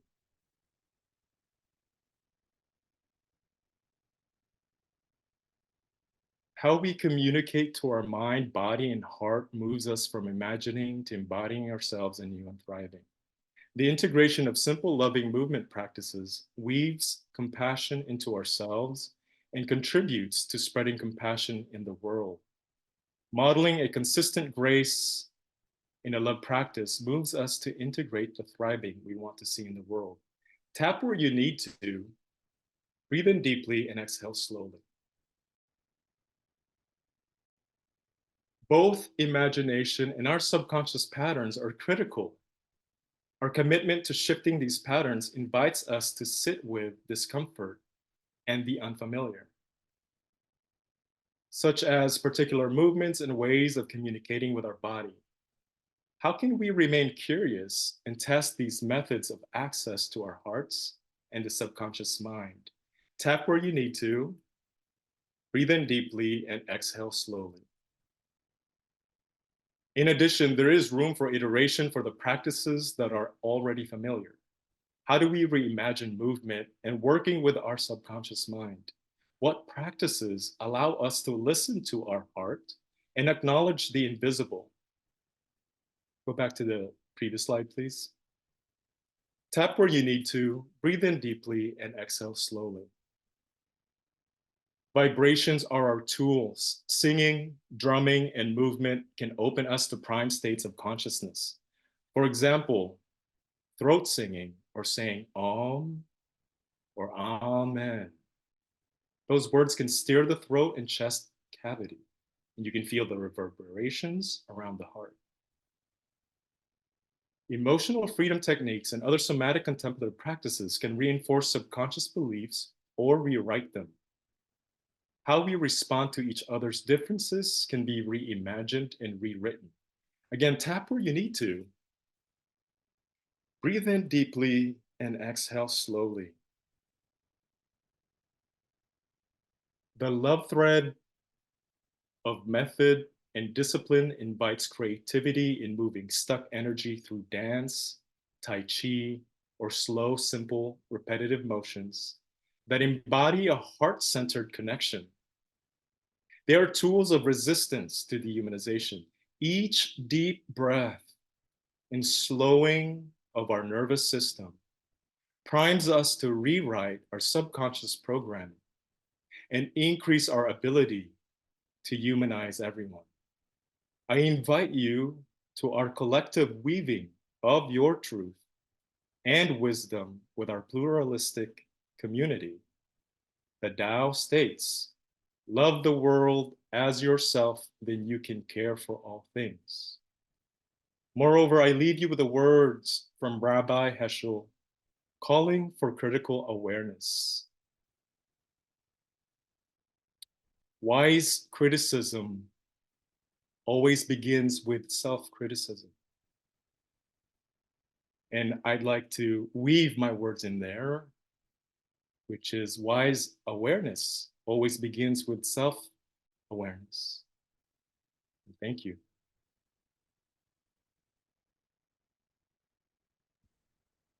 I'm thrilled to welcome remarks from our very own Professor Eunhye Grace So. It's my honor to comment on the healing theme and the presentations. I'll start with Guy Soul's paper titled From Tensions to Transformation, Embracing the Complexity of My Intersecting Identities as Taiwanese, Christian, and Urban Indigenous.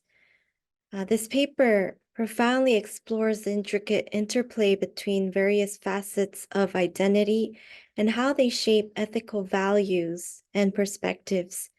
Guy Soul begins by framing the exploration within the context of Christian ethics, emphasizing the importance of understanding the complexities of human identity rather than resorting to simplistic judgments. Drawing on Teresa Delgado's work on overlapping identities, Guy Soul delves into his multifaceted identity, aiming to uncover the moral significance of his diverse identities and intersection with the Christian faith. Guy Soul navigates the complexities of his Taiwanese, Christian, and urban indigenous identities, highlighting the inherent tensions and challenges. He offers insights into each identity's political, social, and cultural dimensions through a multidisciplinary lens, demonstrating a deep understanding of the nuanced dynamics at play. By acknowledging the complexities and struggles associated with each identity, Guy Soul underscores the importance of empathy, inclusivity, and dialogue in navigating these intersections. Drawing on Teresa Delgado's concept of liminal spaces, Guy Soul explores the transformative potential of the in-between space, where diverse narratives and experiences converge. He analyzes Jose de Diego's poem and Delgado's interpretation, demonstrating an understanding of dynamic interplay between suffering and hope within this liminal space. Guy Soul connects this concept to his experiences, illustrating how his identities intersect within this transformative space. He draws on his experiences as part of marginalized communities to underscore the importance of compassion and advocacy. By intertwining his various identities, Guy Soul presents a holistic understanding of ethics sensitive to identity complexities and the importance of diverse perspectives. By analyzing Isaiah 11, 1-10, Guy Soul explores the prophetic vision of a future king who bridges societal divisions and fosters reconciliation. He skillfully interprets the passage within the framework of liminal spaces, highlighting the transformative power of leadership that transcends cultural and political boundaries. By connecting this biblical narrative to his own experiences, he illustrates the potential for individuals to embody multifaceted leadership rooted in empathy, discernment, and reconciliation. Geisel's paper offers a rich and insightful exploration of identity, ethics, and the transformative potential of liminal spaces. Through thoughtful analysis and personal reflection, Geisel demonstrates a deep understanding of the complexities inherent in intersecting identities and the ethical imperatives of embracing diversity and dialogue. Sandria's sermon, The Turning Point from Bitter to Blessed, delves deeply into the narrative of Naomi and her daughters-in-law, exploring themes of displacement, identity, and faithfulness. Sandria skillfully weaves together the stories of Naomi and Juliana Richardson, drawing parallels between their experiences and offering insights into navigating moments of bitterness and insecurity. Sandria begins by painting a vivid picture of Naomi's displacement from her homeland and the subsequent loss and bitterness she experiences. Through Juliana Richardson's story, Sandria illustrates the importance of finding one's true identity and purpose, even if it means walking away from societal expectations. Sandria highlights the significance of leaving behind a meaningful legacy, much like Juliana's desire to contribute something productive to the world.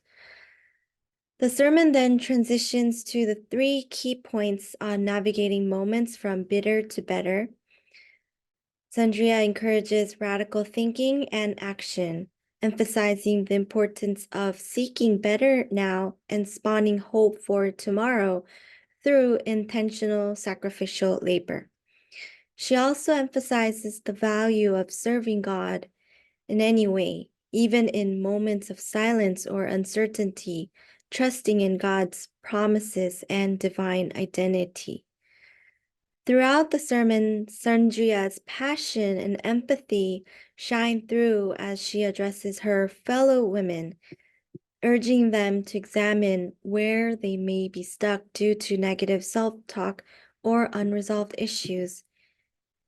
She offers a message of liberation and acceptance, encouraging listeners to free themselves from bitterness, labels, and insecurity by embracing their divinely revealed identity. Her sermon offers a compelling blend of storytelling, biblical interpretation, and practical wisdom, providing listeners with valuable insights into navigating life's challenges with faith and resilience. One key takeaway from Sandria's sermon is embracing radical thinking and action to navigate moments of bitterness and insecurity. Individuals can find liberation and acceptance in their divinely revealed identity by seeking better now, spawning hope for tomorrow through intentional labor and serving God. Manuel's sermon, Imagining Ourselves Anew and Thriving, is a rich tapestry woven from various threads of spirituality, psychology, and social awareness. He sets the stage to foster self-awareness, compassion, and resilience, and in the face of societal challenges. Manuel's sermon, being part of a series focused on imagination and thriving, aims to contribute to a world where all can thrive. It acknowledged the complexities and injustices of the world, such as genocide and disinformation, and emphasizes the need for an embodiment practice to navigate these challenges. The sermon draws from diverse sources, including Tao Te Ching, behavioral science insights, and the emotional freedom technique. Manuel skillfully integrates these perspectives to guide listeners towards self-awareness and compassionate action.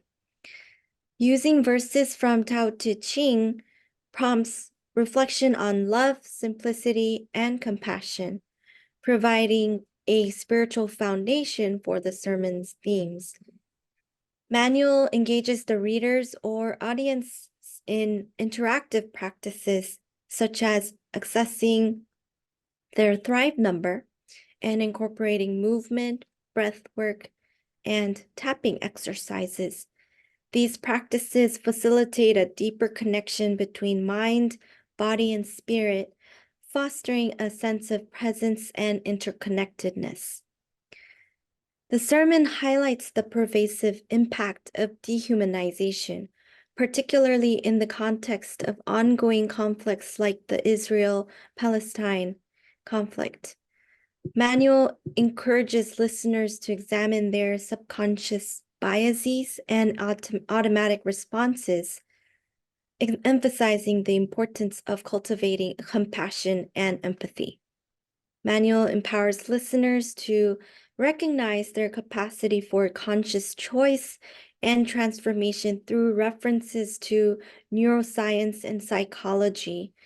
Acknowledging the influence of subconscious processes, the sermon invites individuals to engage in practices promoting emotional healing and self-awareness. Manual's sermon offers a holistic approach to personal and societal transformation, blending spiritual insights with practical tools for self-care and social justice advocacy. His sermon inspires hope and empowers individuals to imagine and create a thriving world by inviting listeners to embody love, compassion, and resilience. A key takeaway from Manual's sermon is integrating embodied practices such as movement, breathwork, and tapping exercises into our daily lives as tools for fostering self-awareness and compassion. Individuals can deepen their connection to themselves and others by engaging with these practices, ultimately contributing to the personal and collective well-being. Thank you for listening to my commentary. We will now move into our next theme, which is rebuilding. We have deconstructed, we have healed, and now it is time to continue in our work to have the world thrive. Our next presenter will be Dee Lopez, who will talk about her work in a campus ministry that has become the Student Housing Insecurity Initiative. Excuse me. All right. Thank you. My name is Donna Lopez. I go by Dee, and I am a Doctorate of Ministry student at PSR. In addition, I'm also the housing coordinator with Fort Collins Lutheran Campus Ministry and their Student Housing Security Initiative. And I'm going to talk to you about that initiative today. If we can have the next one. Okay. Before we start, we need to put in a couple of terms. We begin by starting with insecurity. Housing insecurity is the inability to pay the rent, not having enough money, then having to move frequently, but they still have a home. Homelessness means they don't have a home. They're looking for a place to sleep. What's the next couch? Where's this friend's house can I stay in? Bring up the next slide. So this ministry began as a national crisis, or as a crisis to reaction. Our local pastor at campus ministry, Paul Judson, was getting phone calls about, how can I help the student? Do you know of affordable housing? We convened a committee, we did some work. Pre-pandemic, of course, which gave us time to do even more research. We came across the Hope survey done by Temple University, and we found it was a national crisis. They interviewed 66 schools in 23 states, and they found astonishing numbers. We also found that in 2013, FAFSA, who most people know about for student loans and grants and those sort of things, actually made homelessness a status when they did 60,000 students chose it. Now, I live in Colorado. And in Colorado, the state tuition number is 360,000 roughly. That means based on our 10% homeless number in Colorado, we have 3,605 students that are either housing insecure or homeless. Now, this College of Colorado State University that I work with, and that I also attended, have no official counts. The city of Fort Collins itself does not track students any differently than it does homeless people, and they only do that one day a year. And let's not forget that this is a crisis of housing. And Fort Collins, like many places, has a deficit in affordable rentals. Right now, it takes $1,700 for a basic one-bedroom apartment. And of course, that means 3 times the rent that you have to earn in order to afford it. That's $61,000 a year. I'm not so sure I know too many college students making that. And there's rising tuition because of budget cuts to higher education. And when you put all of that together, we have a rising storm of, like a tornado, bearing down on students.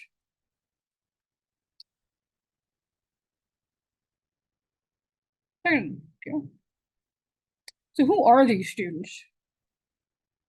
And how are they being impacted? We'd like to think that they're 18 to 21, right?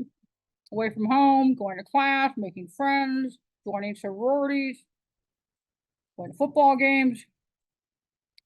But that's an outdated look. And that's a look that, for us, we have to basically combat every day in trying to fundraise and help these other students. Today's students are older. They work.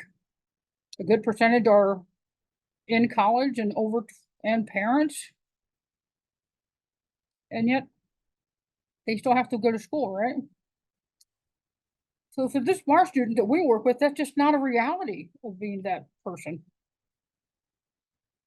And I should also mention, people ask us all the time, well, what about scholarships, or why this? Well, scholarships, even well-known ones like Truman and Udall, they don't pay for food or housing. You still have to live.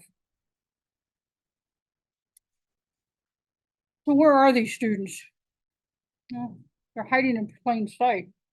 In the discussions Pastor Paul and I have had with people, they often ask us, how do we not know? Now, these kids had to get good at hiding. But I knew it from sitting in classrooms and hearing in the back of the class, can I sleep on your couch? Is your roommate back from break yet? Or even worse, the conversation in the back of the room that says, which parking lots are safe to sleep in tonight? So what's being done?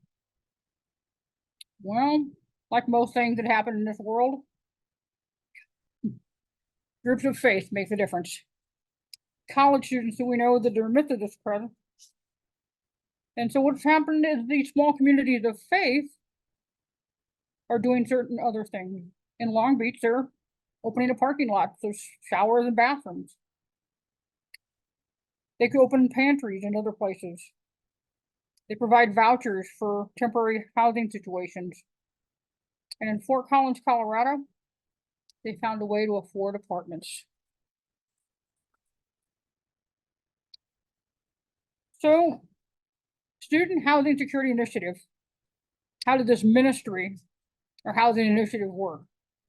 Quite well, but it's not easy. We fundraise, we look for donors, we apply for grants, we do all kinds of things to earn money to be able to fund these houses. And then we sit down and we go through applications. And then the tough part begins.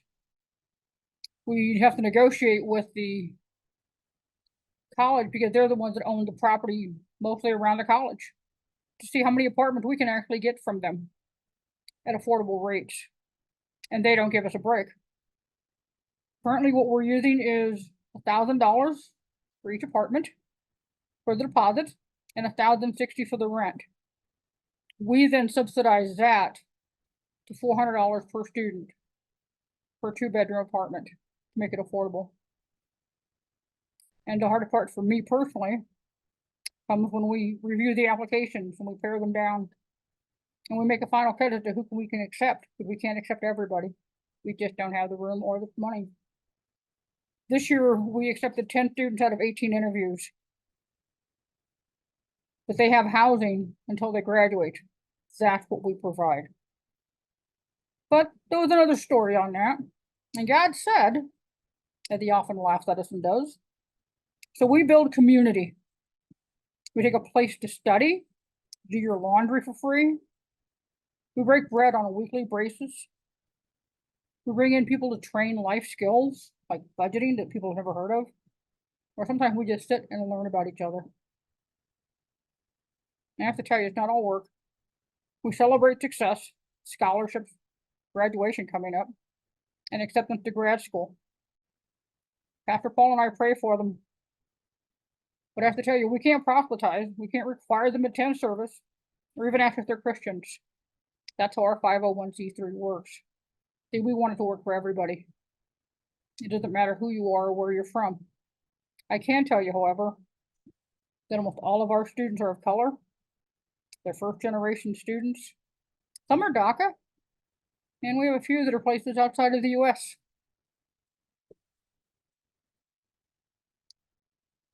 And it's a personal fight for us as well. When you read the words of students from the Hope survey of what it's like to try and survive while attending college, thankfully I can now tell you now that Colorado State University has become a Hope Impact Partner, and we've started meeting with those people. But when I see these stories that say I can't go home because it's not safe for me, or I've considered killing myself, this ministry and this initiative become personal.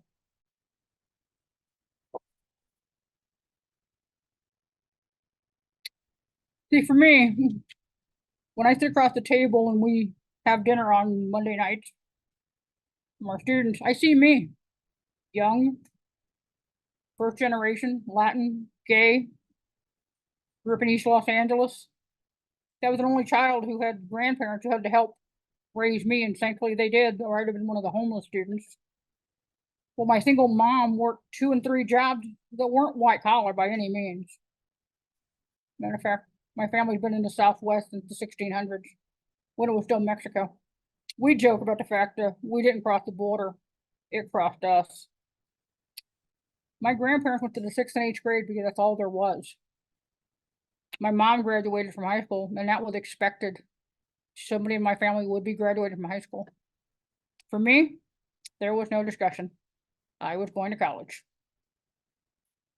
And having an education and doing better than the previous generation, that's been an ongoing conversation in my family for years, from my great-grandparents on down. See, my doctorate of ministry and my work helping college students with affordable housing so they can obtain that degree, that's as much for me as it is for them. My family earned it as much as I have. President Carter said he believes everyone has the right to safe, decent, affordable housing. Well, I believe that by helping people provide housing, students can acquire a degree and they get generational poverty. We start putting them on an end to ending. We put them on a path to generational wealth.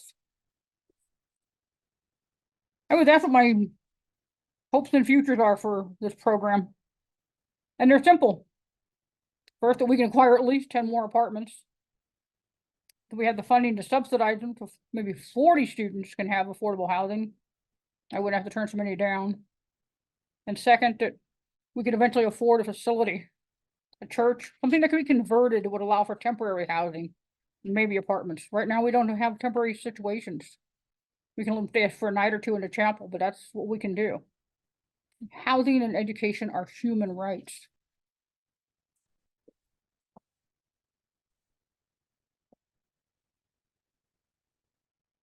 So let me tell you a little more about our students, or places where you can find more about them. There's our website, lcmcsu.org, the Soothing Housing Security Initiative. As of late, I've been trying to raise our profile a little bit. I'm working on it. We've done Colorado Public Radio, and they've interviewed our students. Those radio interviews were picked up by 2 different national public radio shows. We also have a YouTube video on our website. And it works. Because I can tell you, people heard those 3 minutes. It's a longer interview, but the 3 minutes that made it on national, well, that got us a donation from someone who sent us in a $50,000 check this week. That funds those departments we were talking about, but it's not enough. There's still more homeless students. We still need more apartments. And that only gets us by for so long. You know, that gets us this year. What do we do for the next year? So thank you for listening to me, listening about my students even more. They're the reason we're here. And having housing that's secure and safe. Thank you. Our next presenter will be Amy Toby, and she will be speaking on mysticism as a pathway to healing LGBTQIA+ trauma and creating a foundation for ethics. Thank you. A poem by Hafiz, the great Sufi master. Like a pair of mismatched newlyweds, one of whom still feels very insecure, I keep turning to God saying, "Kiss me." President David, Dean Abraham, faculty, alums, fellow students, friends, family, and guests of the seminary, thank you for the opportunity to share the work that is dear to my heart. Today, I will be talking about LGBTQI+ experiences of moral injury or trauma because of gender identity and sexual orientation. I will share parts of my own story, which details some trauma, and ask that you take care of yourself during this time. Manny gave a wonderful example of how to do that. I will go on to discuss the long-term impacts of stigmatization and socially acceptable abuse, which I define as acts that hurt a person or a group of people through physical, verbal, mental, sexual, or financial means that are seen as appropriate to engage in while in the presence of other people. I explore the use of the Christian mystical tradition of meditation, also known as contemplation or mindfulness, as a healing modality for PTSD developed from socially acceptable abuse, and demonstrate how these practices can create the foundation for an ethical framework which seeks justice and mercy universally. A psychologist diagnosed me with complex PTSD when I was 27. Having lived through a series of abusive relationships, some childhood trauma, denying my sexual identity, poverty, and the murder of a friend by an ex-boyfriend, my symptoms were getting in the way of my work. These symptoms included nightmares, anxiety, panic attacks, angry outbursts, and intense fear. My boss recommended I get a head check, and thus began my journey of being aware of and healing my trauma. I began looking up every resource to become more informed about my diagnosis. The Department of Veteran Affairs has been a leader in trauma research.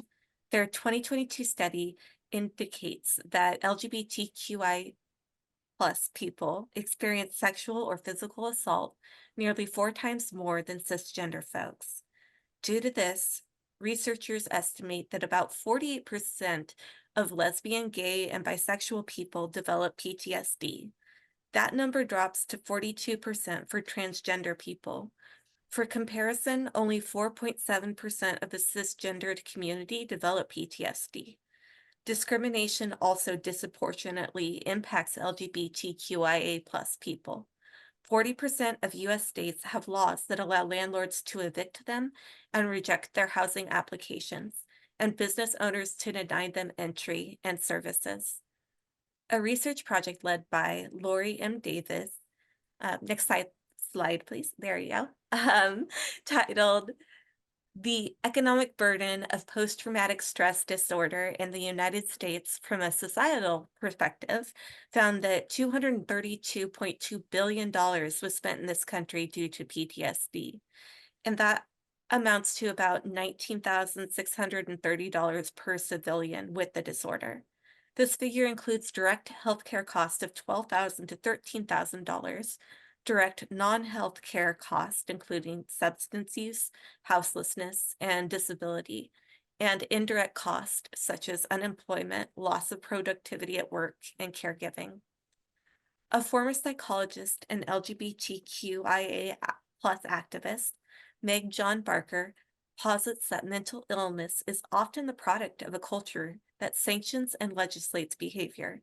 Structural problems can lead to traumatization via socially acceptable marginalization and abuse. LGBTQIA+ people's mental health struggles are clearly related to their experiences of marginalization, stigma, invisibility, discrimination, bullying, and so on. Barker observes that other cultures see sexual spirituality and mental health as connected. What the global West calls mental health struggles, these cultures identify as sacred experiences. Barker suggests that separation of these characteristics as indicative of a toxic, racist, classist, capitalistic society. A recent study co-authored by Katrin Eames supports the idea that anyone can benefit from spirituality to help heal from trauma, regardless of their beliefs. In fact, experiencing trauma can be a catalyst for post-traumatic growth, defined as a greater appreciation for life, seeing new opportunities, a deeper sense of personal resilience, or strengthened relationships. The study included 96 adults who experienced trauma after the age of 16, but not in the last 4 months, and found that the more deliberate rumination, meaning making by recalling trauma deliberately, done by the participant, the more post-traumatic growth they experience.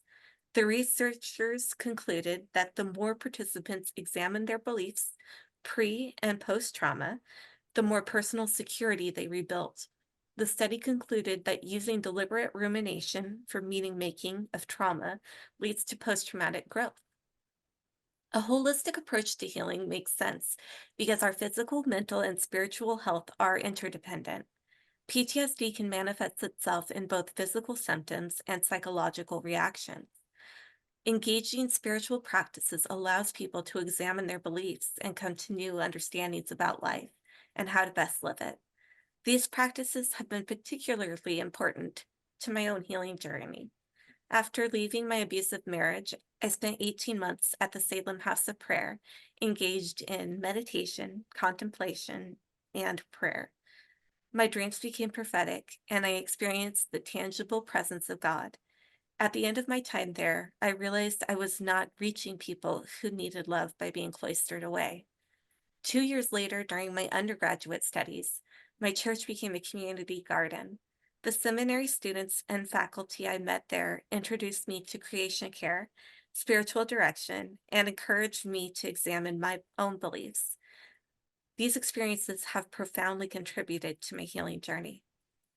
Larry Rasmussen explains that the mystical is always a certain kind of meeting and a certain way of being. In this meeting and union, direct experience prevails. Doctrine, institutions, experts, and societal structures are not the end of reality, he expounds. Instead, mystics experience a reality beyond the material plane, which connects them to everyone and everything. Their experience also is not dependent on a particular religion, tradition, or culture, and can be encountered with or without preparation. Religious practices like contemplation and meditation may lead to mystical experiences. The LGBTQIA+ religious community has a special relationship with the divine.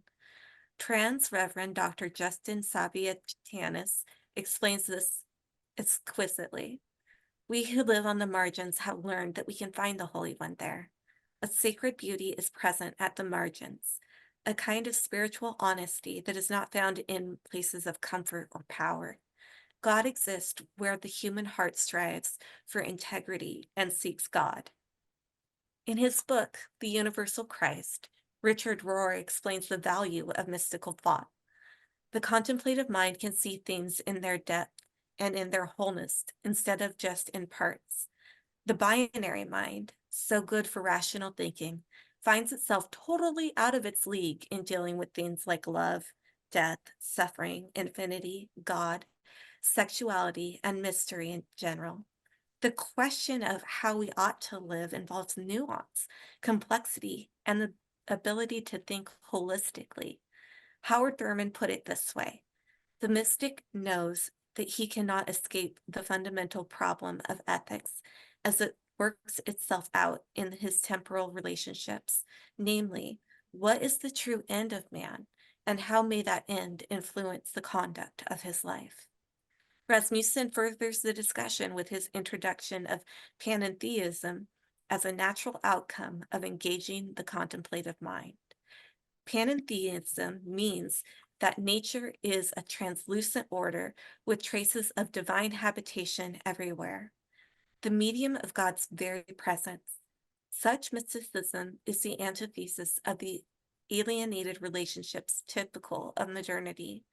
In mystical experience, the universe is a communion of subjects rather than a collection of objects. Interbeing as reality means intersubjectivity. In a world of suffering that can only mean empathy and compassion as the heart and soul of the moral life. One of the outcomes of this practice, encountering the beauty and truth of God, breeds a holy dissatisfaction with how broken society and creation are. Mystical experiences lead to a longing for a culture of justice, complete with nonviolence, egolessness, and possessionlessness. The only proper love of neighbor is justice. Justice is the repair of the world that rests in mysticism's knowledge of radical equality and shared subjectivity. All have the same center, all merit the respect due sacred. In my own life, this means having empathy and compassion for the suffering. It also means having patience with others, forgiving people, and learning to love myself by setting healthy boundaries. This includes feeding the food insecure, being there for my partner as they struggle with their own trauma experiences, and listening to the stories of others. Finally, it has led me to studying at PSR to better understand how to love people so cherished by Christ. In a journal article titled Mysticism and Ethics, Thurman says, the concept of service as a means of acquiring merit has never been without its witness. The highest mystic insists that the essence of right acting is that it should be performed without regard to merit, to reward or punishment. Only the rare spirit achieves this as a rule of life, but it is to be noted that whenever men love each other, action for the beloved takes on this quality of disinterestedness. The implications of behavior of this kind derived from the mystic's insight have far-reaching and revolutionary significance for social change. The need for social change is apparent in the United States. This is especially true for the LGBTQIA+ community. In the face of so much trauma, deliberate rumination, mindfulness, meditation, and contemplation help to bring growth out of suffering and rebuild the love of neighbor and self, so essential to being an ethical person. From personal experience, I recognize that developing contemplative and meditative practices helps me to connect with the universal source I know as Christ. The lines between others and self begin to blur, and I long for a world with more goodwill, beauty, and care for creation. My spiritual practices have led me to find greater healing than would otherwise be possible. I can honestly say people marvel that I am still alive, still interested in ministry with the church, and functioning as well as I do. I notice the difference in myself when I engage in mystical practice. I become more loving, giving, and full of wonder at the gift of life. I begin and end this paper in the same way, with a poem by a mystic. Art is a means for me to connect with the divine, and poetry is one of the many ways I experience the universal love of God. My hope and prayer is that my community will also be able to access this presence and become all the better for it. Cradle of Courage by Julia Rahm. Just when I thought the darkness had won, the clouds in my mind so thick, there pierced a ray of light, an opening, a tiny pinprick. I could have admired the glimmer only to let it pass, but courage called me deep from within to get up and move my ass. No longer lying lame, waiting in shame, I sprinted to that shining ground, holding a mirror up to my truth, my voice saying its honest sound. The song I sang in the spotlight of love unearthed wounds of secret silence. Standing naked and open, a duet began, the music of my mother's alliance. Somehow all of time-space had conspired to allow this release of compassion. The thick, bleak clouds of before are no more. Delusion has ended with action. Why love fear when you can love love? Chanting madrigals of mercy from a cradle of courage. Thank you. First of all, allow me to say how moved I am by what's been presented. But let me introduce myself. My name is Leonard McMahon, and I serve as Assistant Professor of Pastoral Care, Spirituality, and Political Theology here at PSR. I want to begin my brief comments by thanking the presenters, organizers, and administrators for this symposium, and particularly for the invitation to speak on this section entitled Rebuilding. The works presented by Donna Lopez and Amy Tobey are indeed wonderful representations of rebuilding. Rebuilding means to put pen to paper and feet to street in making a new world. At PSR, we do not merely theorize about religion and spirituality. Rather, we perform the third step in the four-step method of liberation theology. We see, judge, and key for this portion, we act. I admit to a bit of confrontational tone in saying merely theorize, but I own it as an unafraid celebration, the fourth step in liberation, of the way these students have moved boldly out into the world to stake a claim on its future.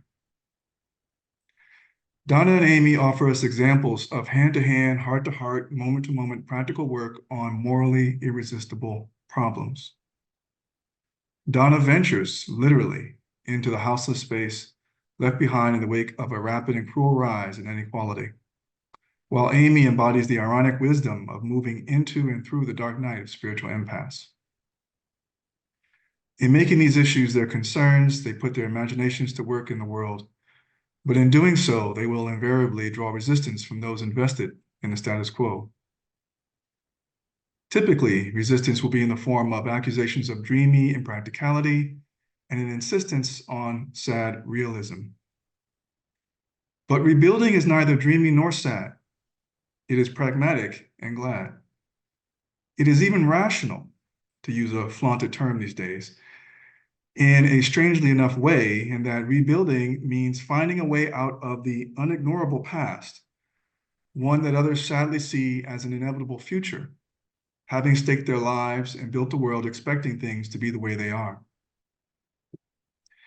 Rebuilding means seeing through this so-called logic and being rational enough to find a way out.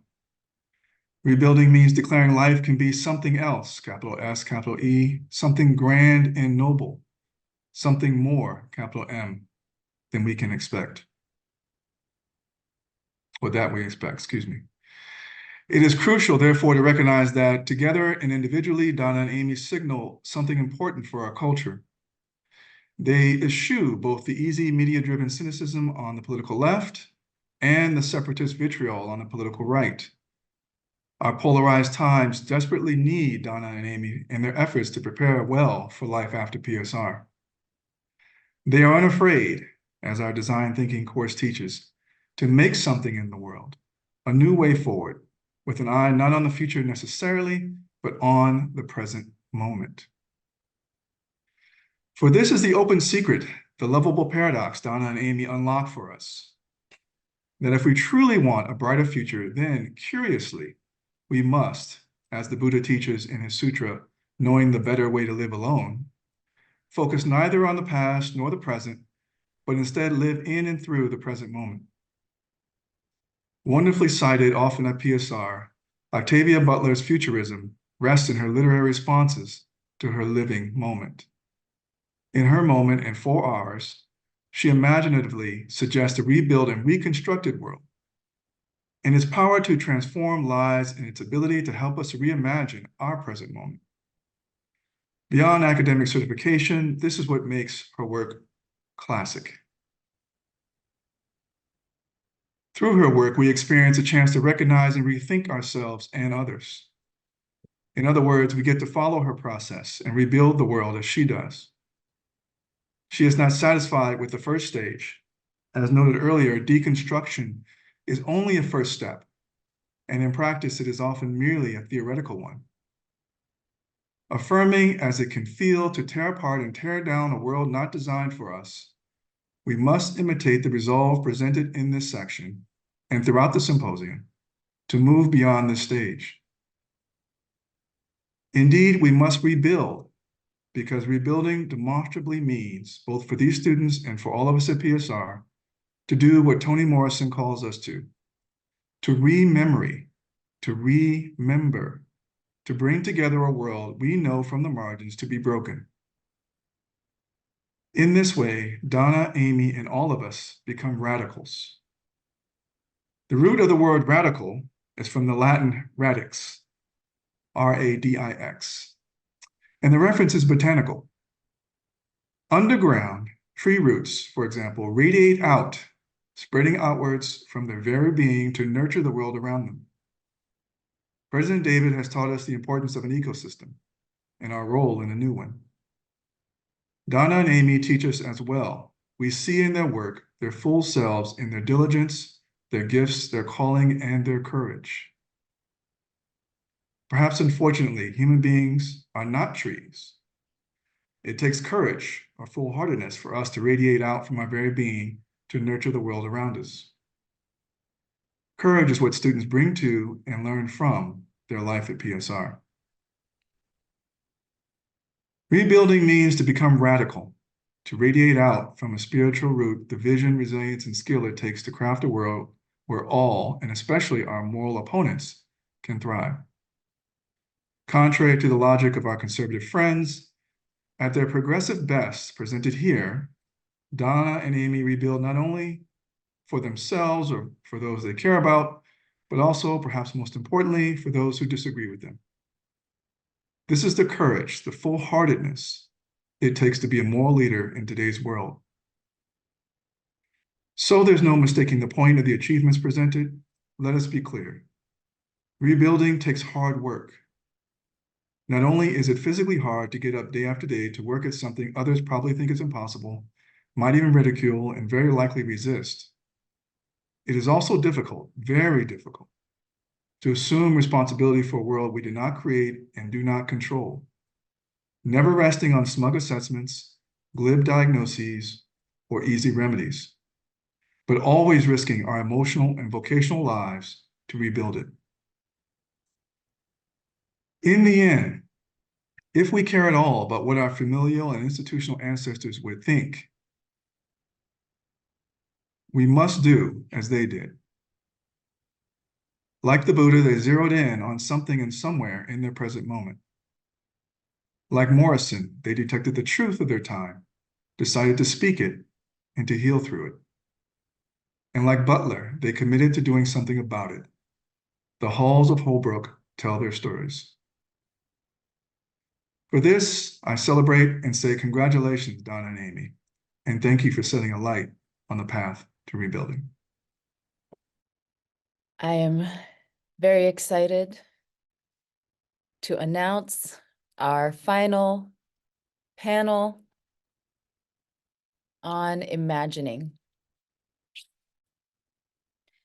We are opening with a presentation from Michael Goss titled Queer Conscience, Queer Regeneration.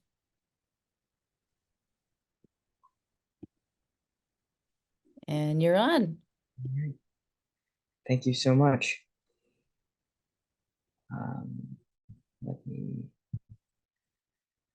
All right, so this is, as was said, this is Queer Conscience, Queer Regeneration.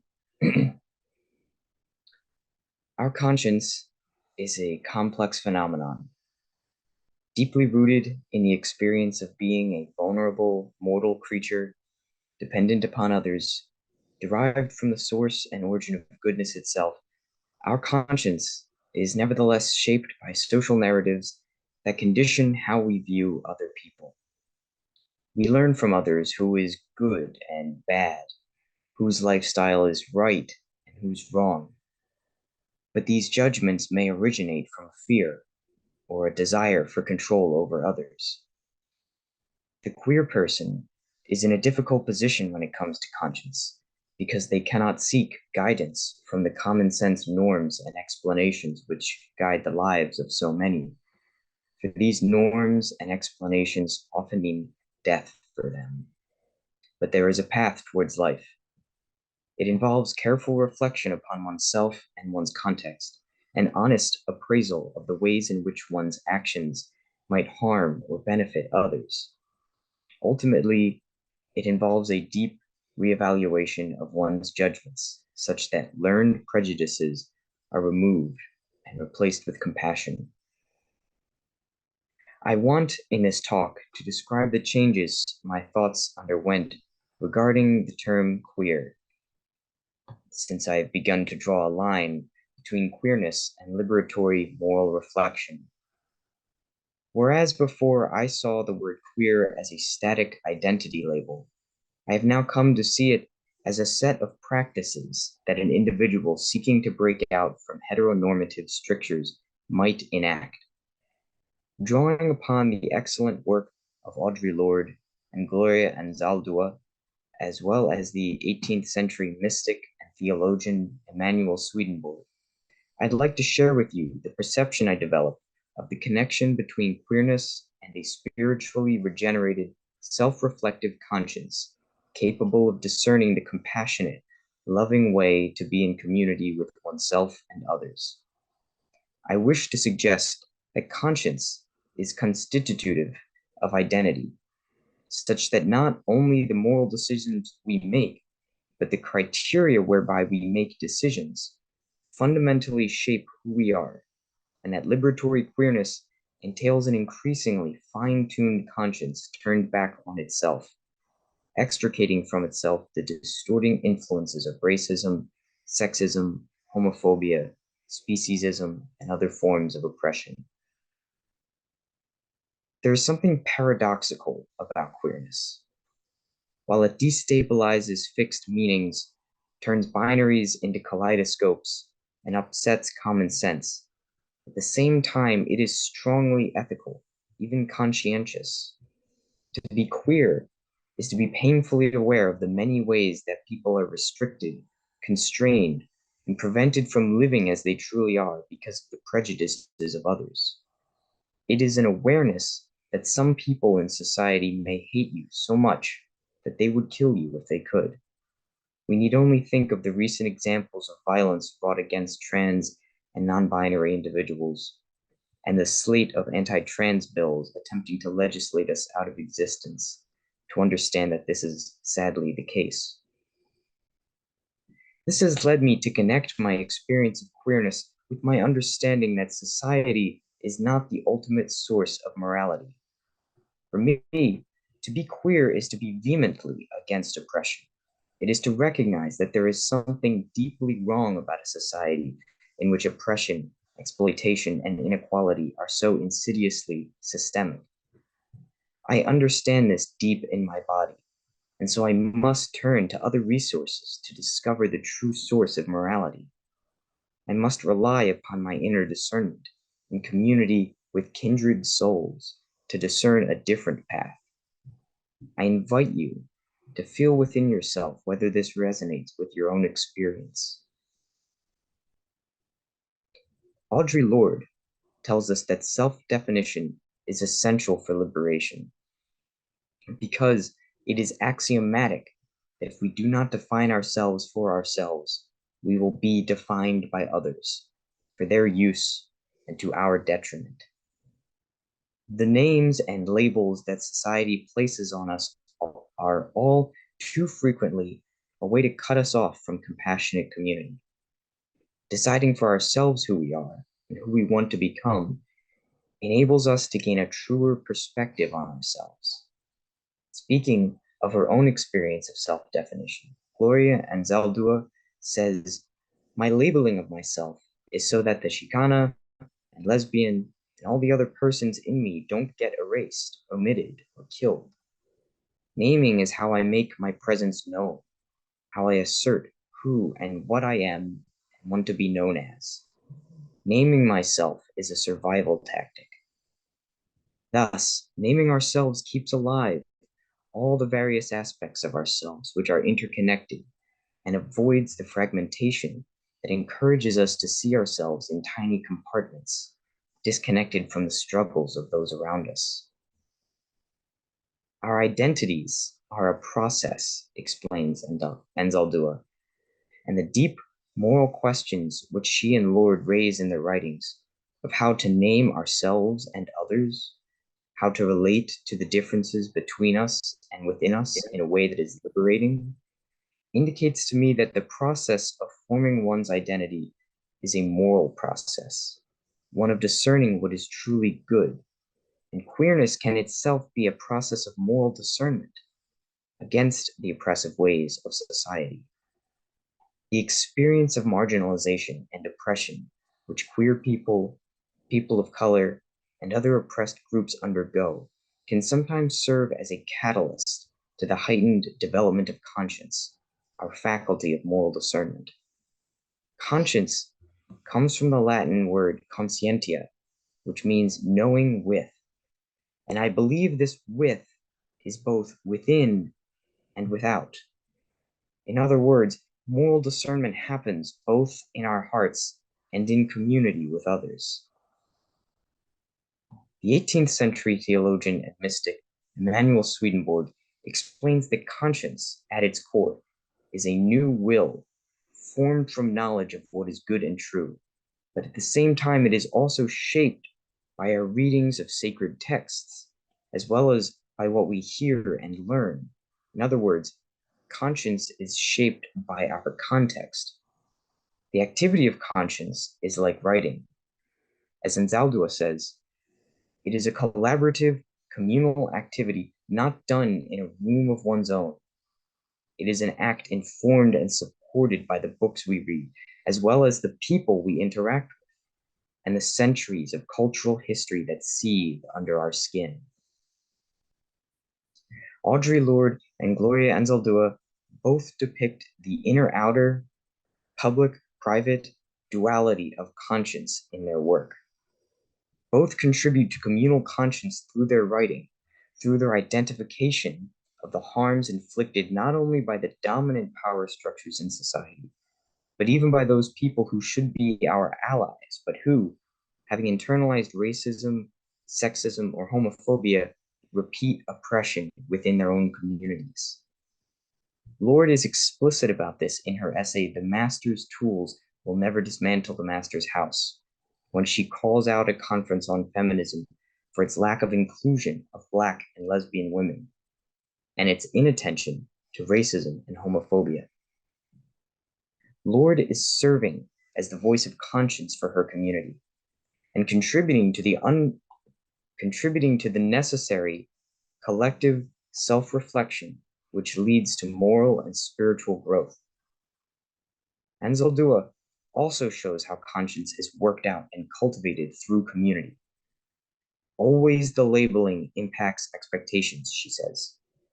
Labels can give life or take it away. They can erase differences or celebrate them.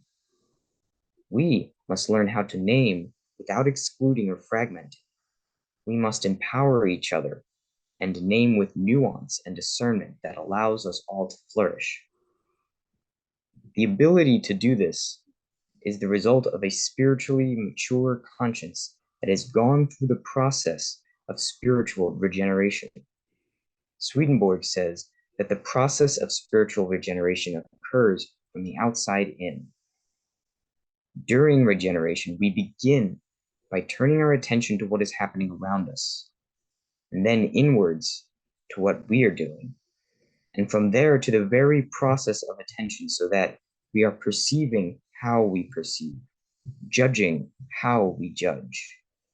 Do we see with the lens of racism, homophobia, or speciesism, even when we think we don't? The goal, as Lord explains, is to see difference as a fund of necessary polarities between which our creativity can spark like a dialectic. It is through this process that we gain the courage and sustenance to act where there are no charters. There are no charters because we are leaving behind those false beliefs that society has taught us about who is valuable and who is not. We really have to dig deep to uproot the discriminatory sentiments that betray solidarity. Lord urges us to reach down into that deep place of knowledge inside and touch that terror and loathing of any difference that lives there. All bigotry and oppression stems from this hatred of difference. But regeneration allows us to descend into the chaos of knowledge and emerge with fresh insight and purify our minds of hatred and fear. This inner work is aided by tapping into different modes of consciousness. Through art, introspection, meditation, and other practices, we deepen our awareness of the spirit world and its connection with physical reality. In fact, we are the union of these worlds. This recognition lends deeper wisdom into who and what we are. We are nodes in an interconnected web of existence. Understanding who we are is crucial for our morality. One of the fundamental assumptions of contemporary meritocratic hierarchy is that we are independent selves in possession of our minds and bodies, autonomous and free, and what happens to us is therefore due entirely to our own choices. People who make good choices deserve the good that comes to them, while other people who make bad choices deserve the pain they suffer. This is what society implicitly tells us, to worship the former and ignore the latter. This view of the world is a lie, though.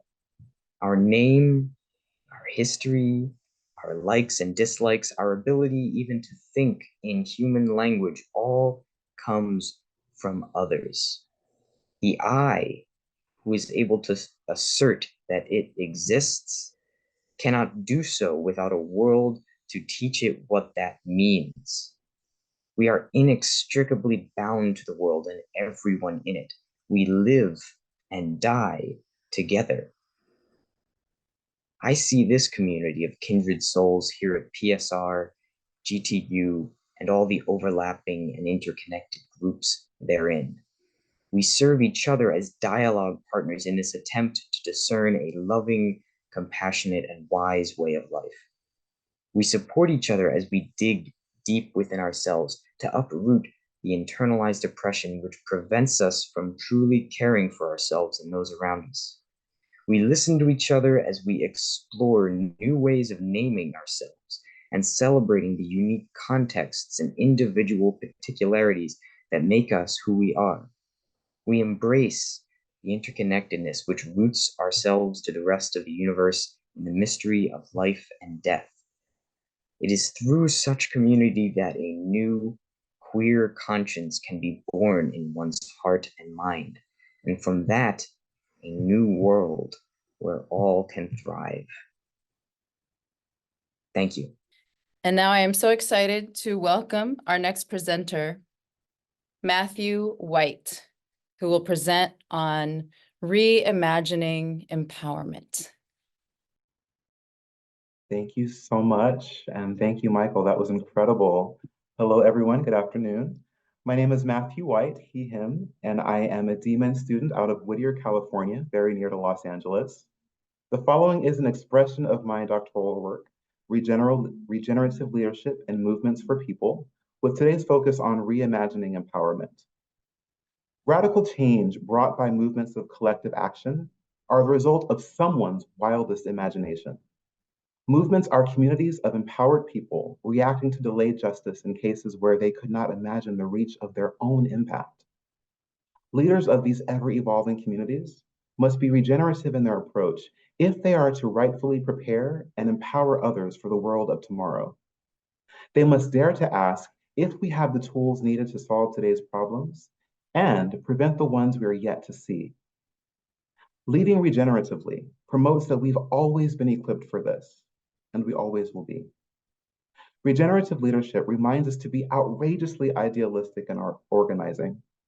It is through imagining the so-called impossible while utilizing only what serves us that we can begin to concretely build what we need. I want to frame this by first offering some definitions to help you with your digestion of the information being presented.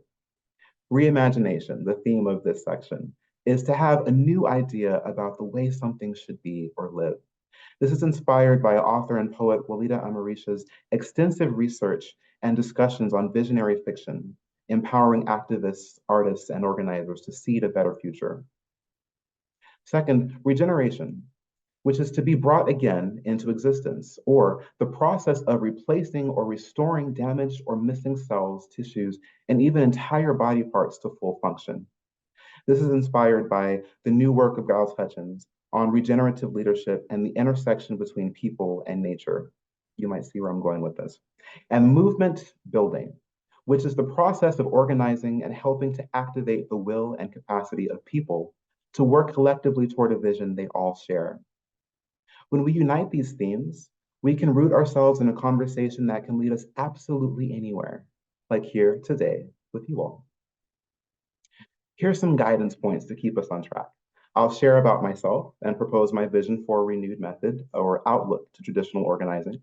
I'll introduce regenerative leadership as the approach for systemic and human healing, resilience, and empowerment, and demonstrate the parallels between faith and spirituality and leadership. And finally, identify recommendations for leaders hoping to take a spiritual approach to empowering their communities and systems. So what equips me for any of this? Well, for almost 15 years, I've trained, organized, facilitated, and coached unions, change organizations, and individuals to bring equity and transformation to their spaces. I'm an education coordinator for the American Federation of State and County and Municipal Employees, that's AFSCME, providing training and development to affiliates of the largest public sector union in this country.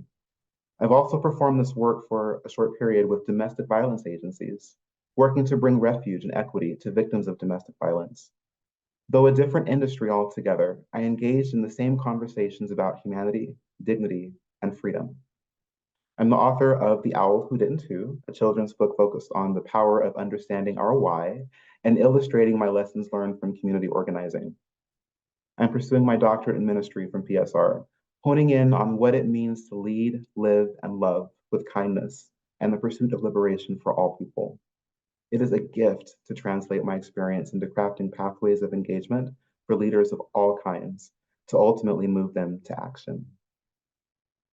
People-led organizations like unions, churches, and other service-based groups are uniquely positioned to regenerate their own power. These organizations are historically known to rely upon the resources of the least of those, amassed to create the element of power. Like water droplets in an ocean, this type of collective power can move planets. In the summer of 2023, unions reported approximately that 300,000 workers caused work stoppages nationwide. During this era, this sea of strikes felt overtly significant for workers, as the demand for better working conditions, higher wages, equitable, dignified treatment, all of those continue to be a universal cry. Those workers were responding to a system in need of evident repair. Organizers and movements for justice and equity recognize that game of defense and offense here. Power concedes nothing without demand, as Frederick Douglass said. Organizing will always yield a response. Inequitable, unfair behavior will always yield outrage, resulting in more organizing, leading to a new outrage, and the cycle will continue. Now, for this call and response to be the only solution, calls to question the viability of the power the people are alleged to have. It is an addictive yet acceptable pathway that undermines the very evolution of people and movements. Anytime the machine breaks, we just push the button. But what if, in lieu of anticipating malfunction, we examine the infrastructure that houses the machine? Are the people still empowered to move oceans if there were no systemic catastrophe to respond to? This is but one example of a people-led movement primed for a regenerative approach to its own growth. It all starts by recognizing who we are and how we might dare to lead. For educator and poet Walida Amarisha, this question indicates that the task of reconfiguring the world in more just and collective ways involves an exercise in reimagination. To do so, leaders must define and employ regenerative practices as an approach for systemic and human healing, resilience, and empowerment. The following will describe and identify the practices and real-world applications that operationalize the model of regenerative leadership and will create a framework to inspire regenerative leaders to action. Regenerative leadership is as divine and spiritual as it is a philosophy of societal management. There is a parallel. The Great Flood, featured in the book of Genesis, is described as an attempt to cleanse the earth and bring new order to life's natural setting. This act parallels the concepts of regenerative leadership in that it asks humans to abide by nature and create a new process of operation. Regenerative leadership promotes the idea that humans can mimic nature, using nature's ability to evolve and design for itself, and then build what it needs while removing what it does not. Though scientists debate the legitimacy of the Noachian flood, there is no question that modern climate change, resulting in storms, fires, and floods, are a reaction to human-made stress on the planet. The Noachian flood was storied as a reaction to the same. It's the stress of troublesome systems like these that call for a regenerative approach to leadership. It's ironic and telling that a story of such social prestige can be reimagined as an enlightened leader shifting his consciousness and literally wiping his slate clean to create something new. That's God, not Noah. But as modern-day humanist Sanghyeon says, God is the creator, not a manager. Humans have the privilege of managing their own lives. To answer this question of privilege, humans must examine our systems and lead with new eyes as God purportedly did. Now, though Noah was a fine protagonist, the true indicators of this spiritual tale of leadership are the people Noah left behind. Many lives were lost in the process of redefining the world order. However, they were not collateral damage, as this was the point of the story.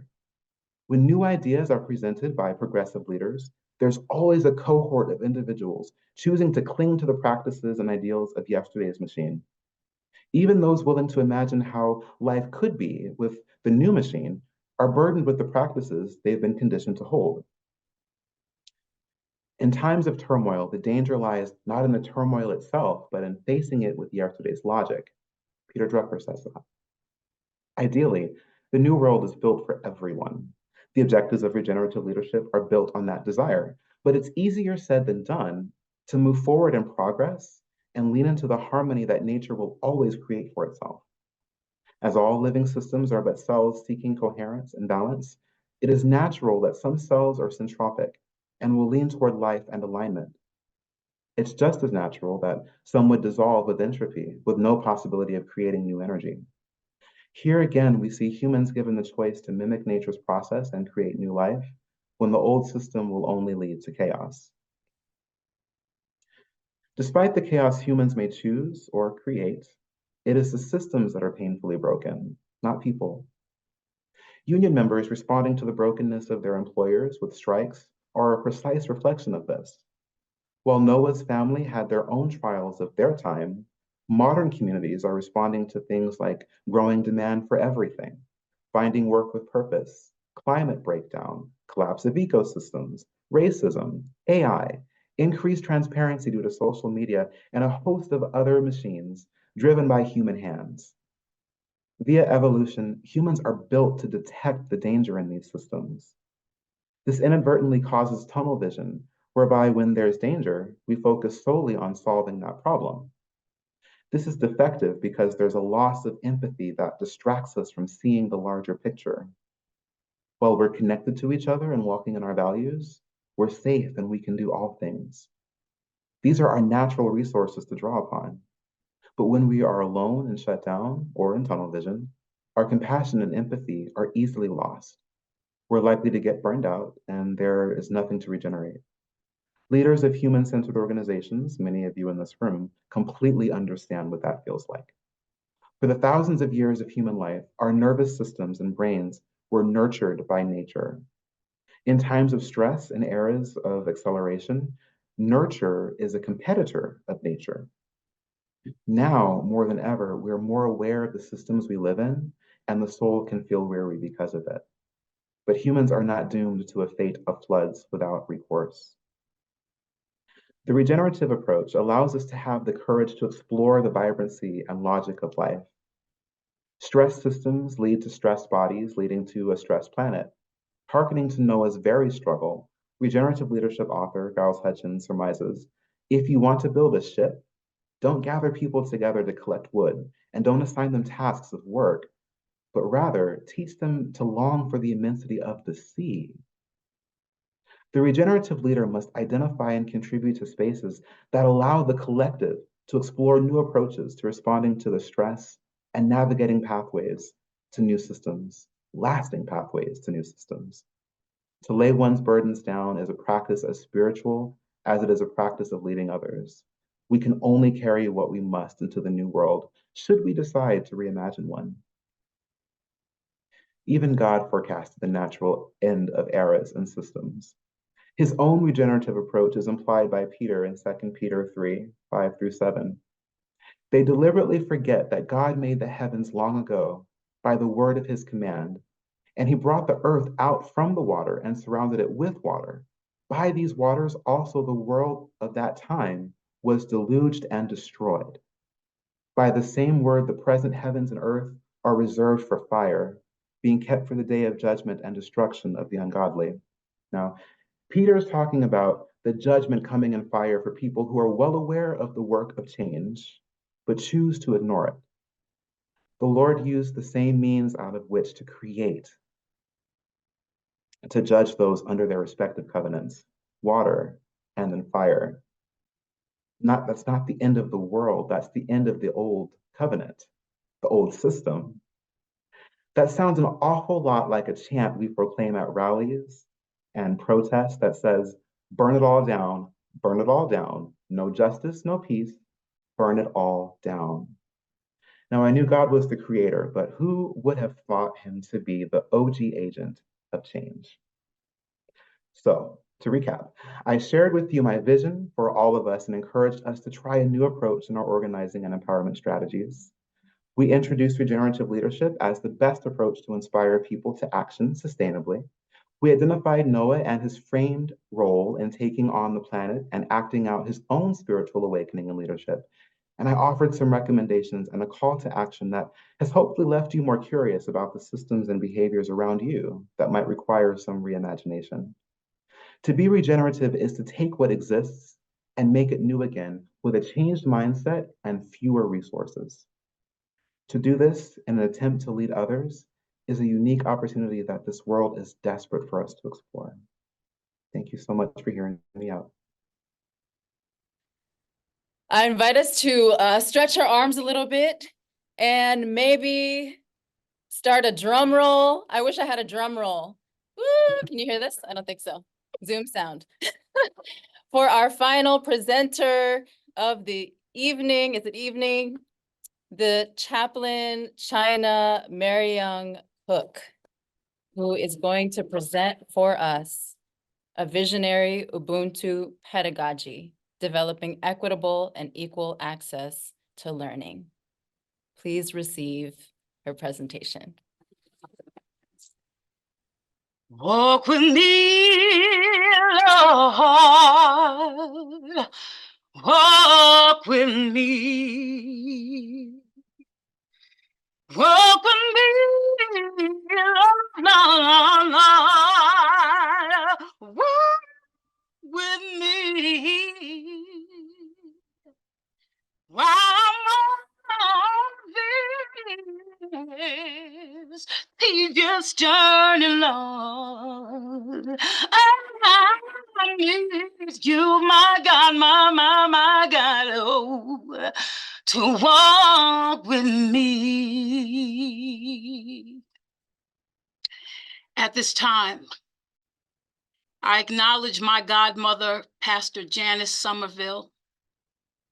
She's in this space, she's smiling, and I love and thank you dearly and deeply. I also invite my ancestors into this space. It is their shoulders that I stand on today. Their strength is my strength and the strength of us all gathered here today. Ashe. My name is China Marion Cook. My pronouns are she, they. I'm a doctoral student here at Pacific School of Religion, and I have the pleasure of being last but not least. And I'll be presenting my project of a visionary Ubuntu pedagogy, developing equitable and equal access to learning. I'd like to thank Dr. Lisa Asadilio, Reverend Ann Jefferson, Grace Gilliam, President David Vasquez, Dean Susan Abraham, the Pacific School of Religion staff and faculty, as well as my fellow presenters today. I am very honored to be before you and hope to impart a hopeful response to equitable gaps in education as well as in society.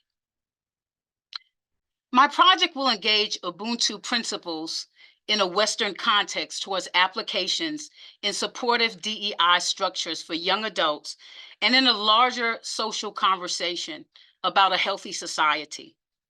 Ubuntu challenges individualistic mindsets by promoting social harmony and cooperation for collective well-being. I'd like to offer a bit more context on Ubuntu as we watch this following video. The story of Ubuntu.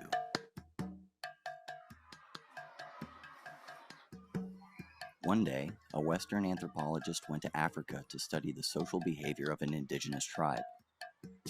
He proposed a game to the children, and they willingly agreed to be part of it. He put a basket filled with fruits underneath a tree and made the children stand 100 meters away. Then announced that whoever could reach the basket first would win the whole basket and could eat all the fruits by him or herself. He lined them all up, raised his hand to give the start signal. Ready, set, go.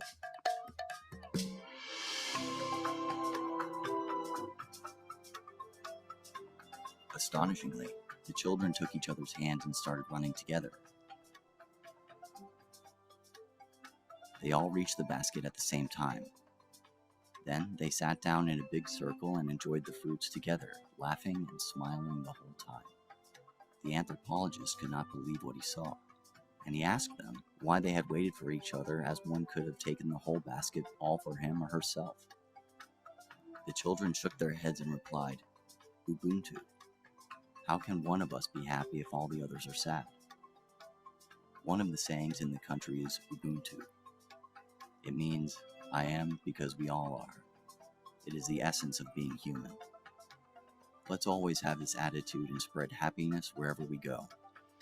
May we all live our lives with the spirit of Ubuntu. Thank you so much. In Pratik's Reginini's depiction of the story of Ubuntu, Ubuntu is defined as I am because we are, which is the essence of being human. There are three features to consider as we look at defining Ubuntu. One is personhood. I am because I belong. A person is known through other persons. Two, identity, which is uniqueness, such as how an individual is different from and similar to others. And number three, humanness. My humanity is inextricably caught up in your humanity. I'd also like to give a framework of what is pedagogy. It is one, curriculum or the content of what is being taught. Two, the methodology or the way in which teaching is done. Three, techniques for socializing individuals in the repertoire of cognitive and affective skills required for thriving in society. So my project has these learning goals and outcomes: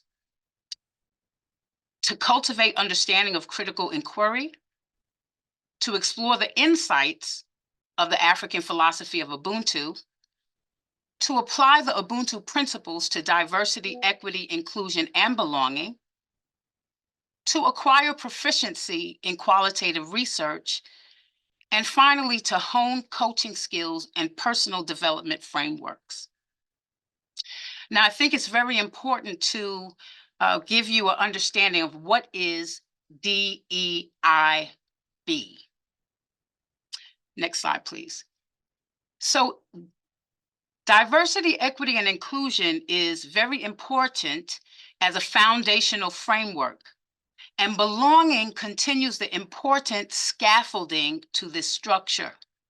And why belonging is so vitally important would be a simple example of being invited into a space, and then additionally, the distinction of the host intentionally welcoming a person into the space where that person is included, as well as warmly considered, affirmed, and safe to contribute to the ethos of the environment to ideally build within that community.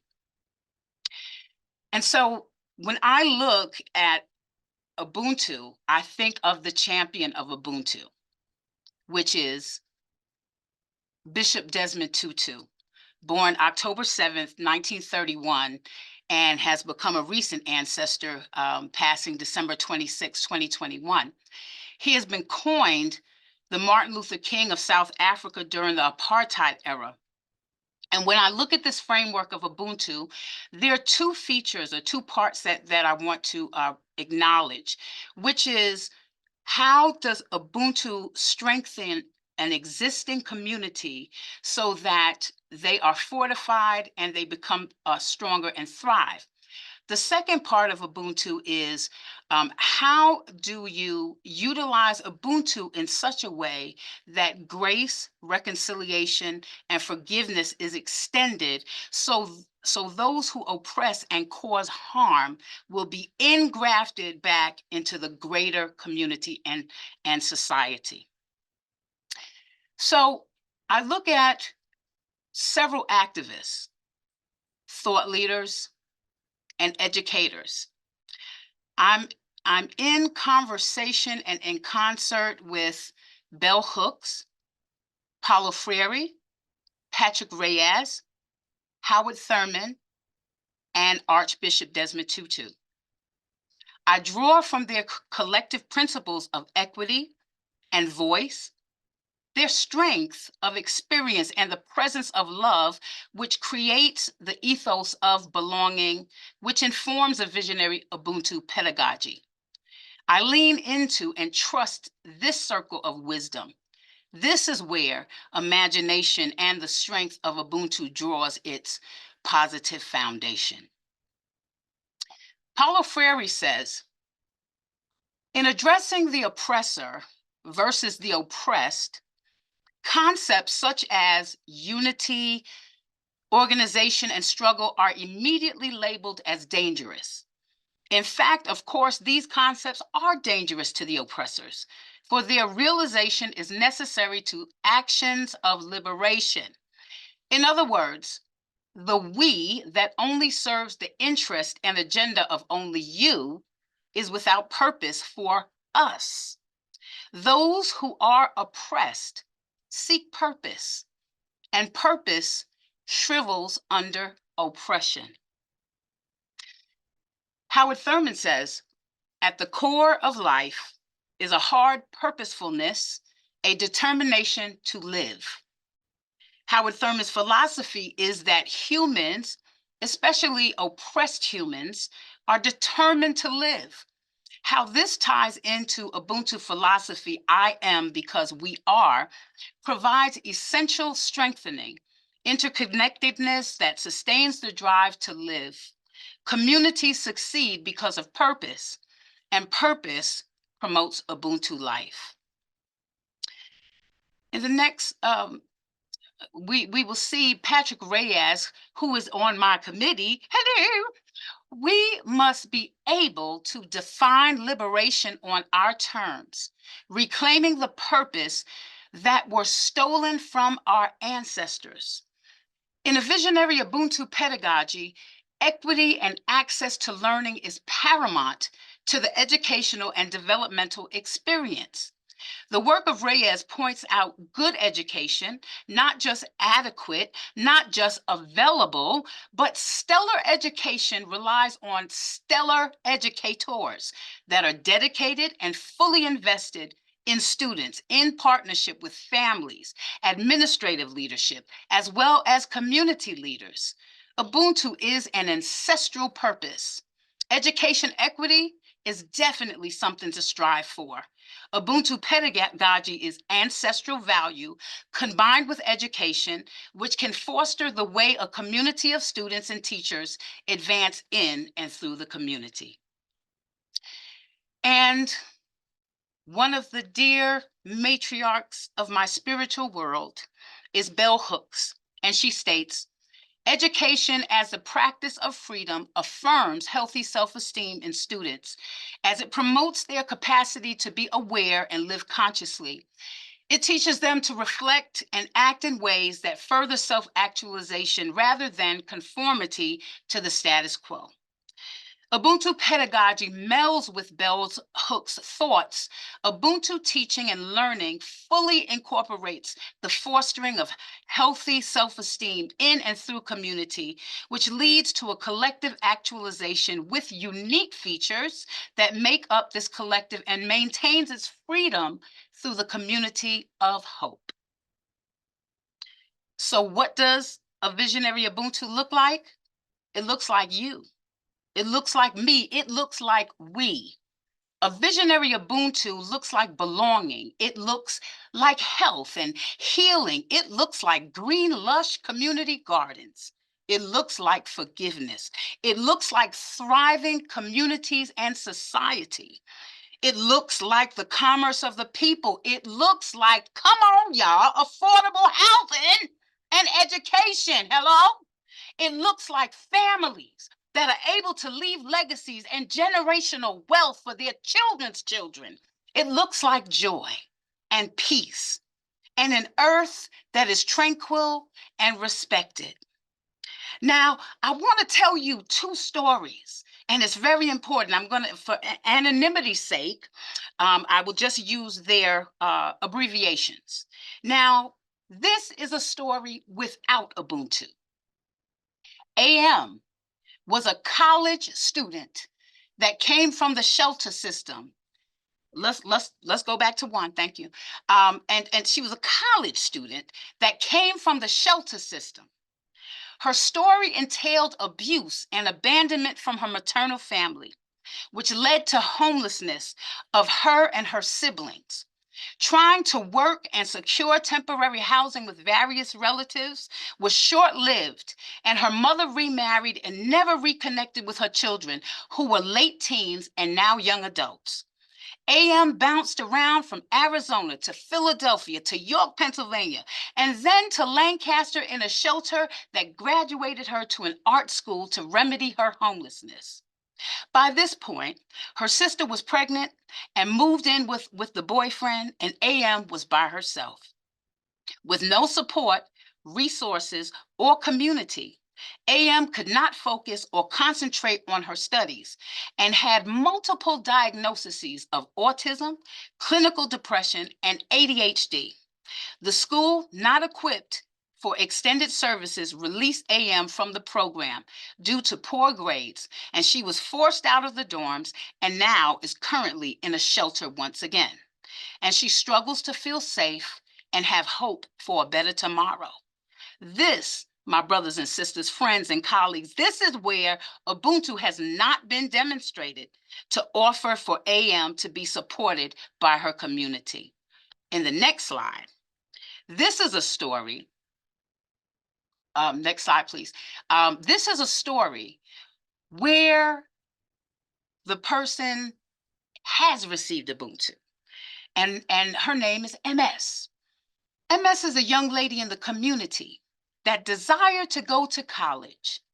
Although her family unit was not traditional, her mom did allow guardians to raise her because of an abusive relationship and living in an underserved area. MS's community are hardworking people that have primarily high school level education, but have encouraged her to pursue her college goals. Unfortunately, understanding practical support and follow-up made the process extremely difficult, and MS, who joined the workforce 3 years later, had not pursued her education. By utilizing a longitudinal research methodology with narrative analysis and life skill coaching, MS eventually started feeling the safety and sense of community to pursue the steps towards admissions to a local community college. Baby, it was not easy. And let me tell you why it was not easy. What began as an inquiry of interviewing possibilities, listen, y'all, it started in November of 2022 and actually did not get underway until April of 2023. My discovery in this process was that trust and relationship building is essential and comes first. Utilizing the context of the library to offer radical hospitality, MS found comfort and a sense of belonging simply by receiving daily snacks and then leaving. It took until April to September, and through daily coaching, life skills, and task management, MS reached her goal of college admissions and will be starting classes in the fall, hallelujah, with an interest in social work.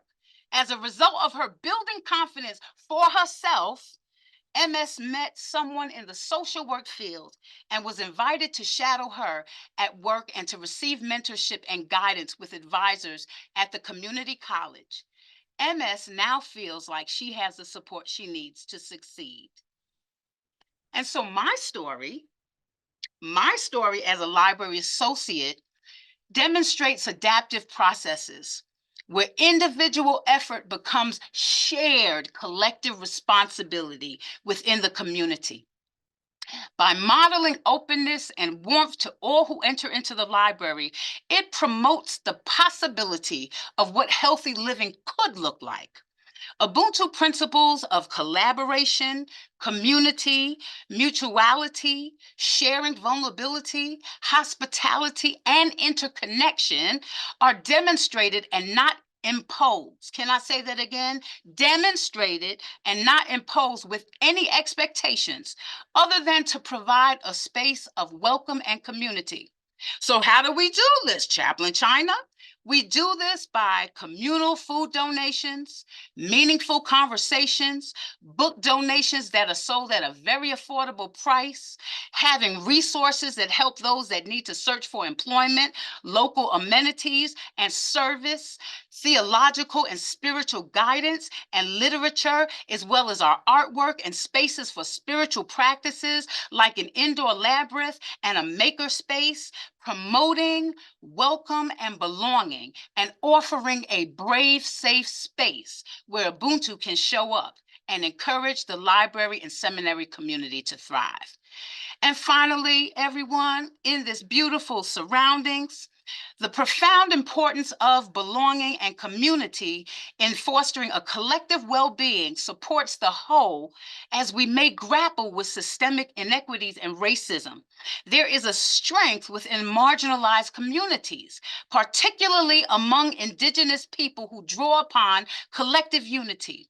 Ubuntu philosophy offers a vision of society where all members thrive, even amidst adversity. Through the equitable sharing sharing of resources and support to realize this vision, it is imperative to establish infrastructures and reclaim our narratives, prioritizing self-awareness, cultural identity, and community empowerment. A visionary Ubuntu pedagogy strives to dismantle oppressive systems, fostering communal excellence and decentralizing structures that perpetuate injustice.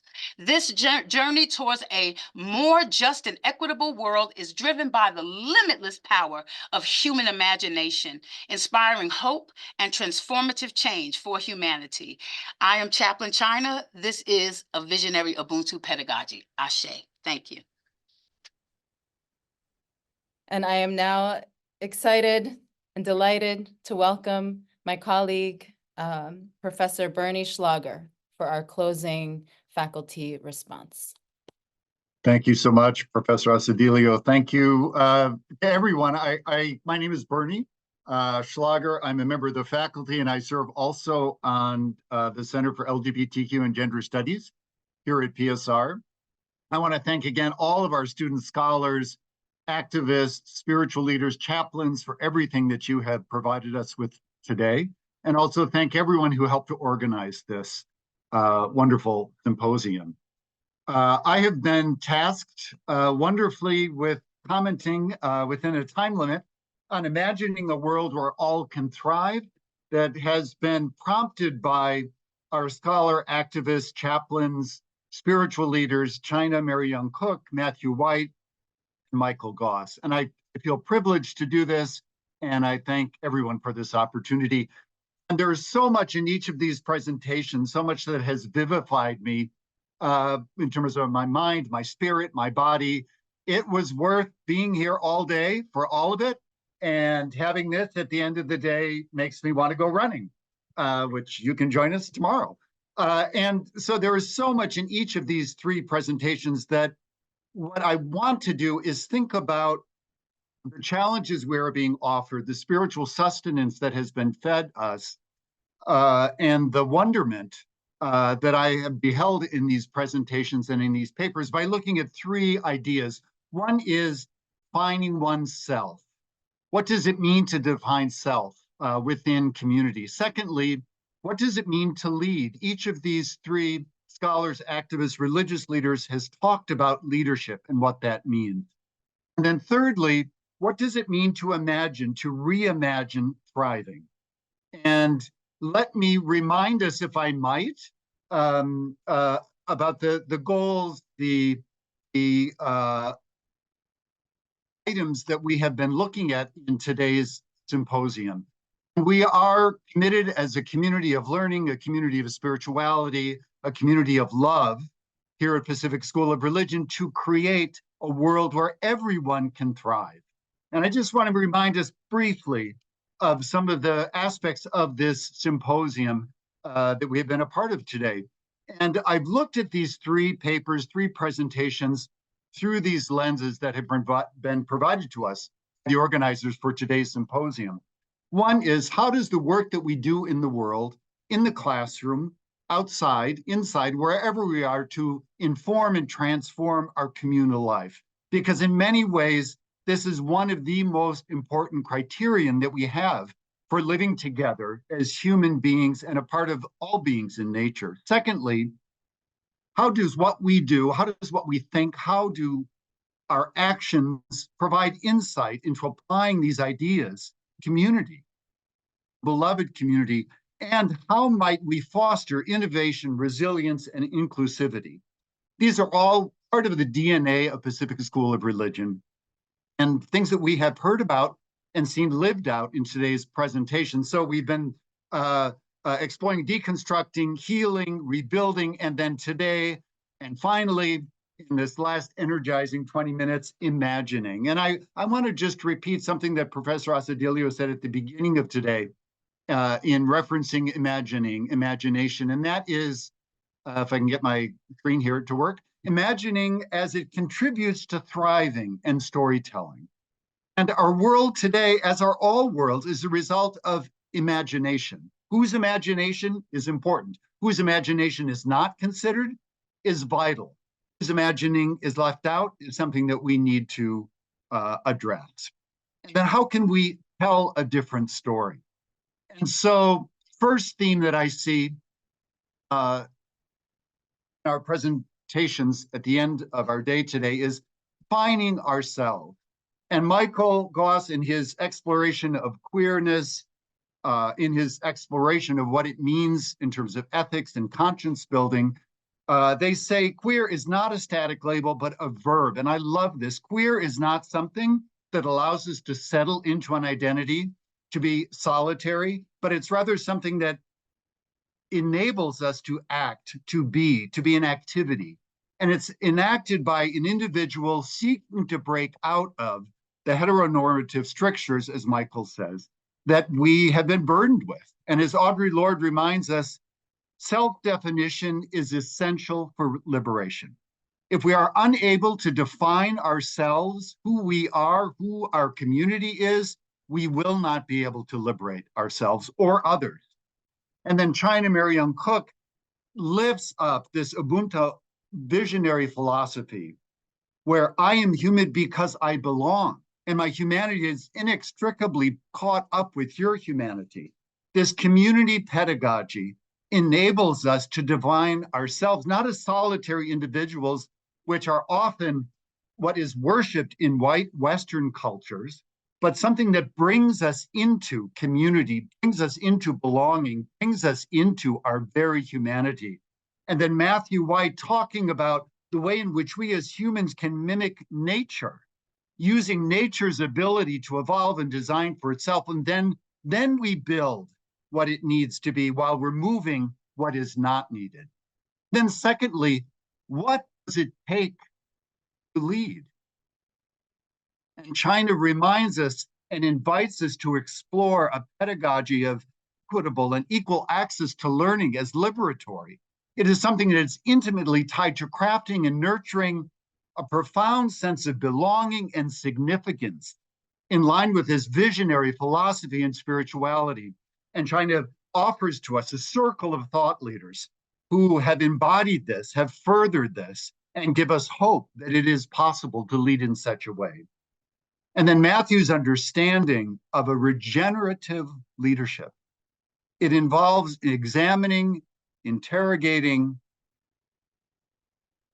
and talking back to systems that are oppressive and enabling us to lead with new eyes, as God has done so often in God's history and in our. And Michael invites us to consider genuine leadership as rooted in the work of Audre Lorde and Gloria Anzaldúa and Emanuel Swedenborg, and says that this kind of leadership should spring from a newfound connection, between queerness and a spiritually regenerated and self-reflective conscience that is capable of discerning a compassionate, loving way to be in community with oneself and others. This is what it means to lead. And then the third and final point that I'm lifting up from these three wonderful presentations is, what does it mean to thrive?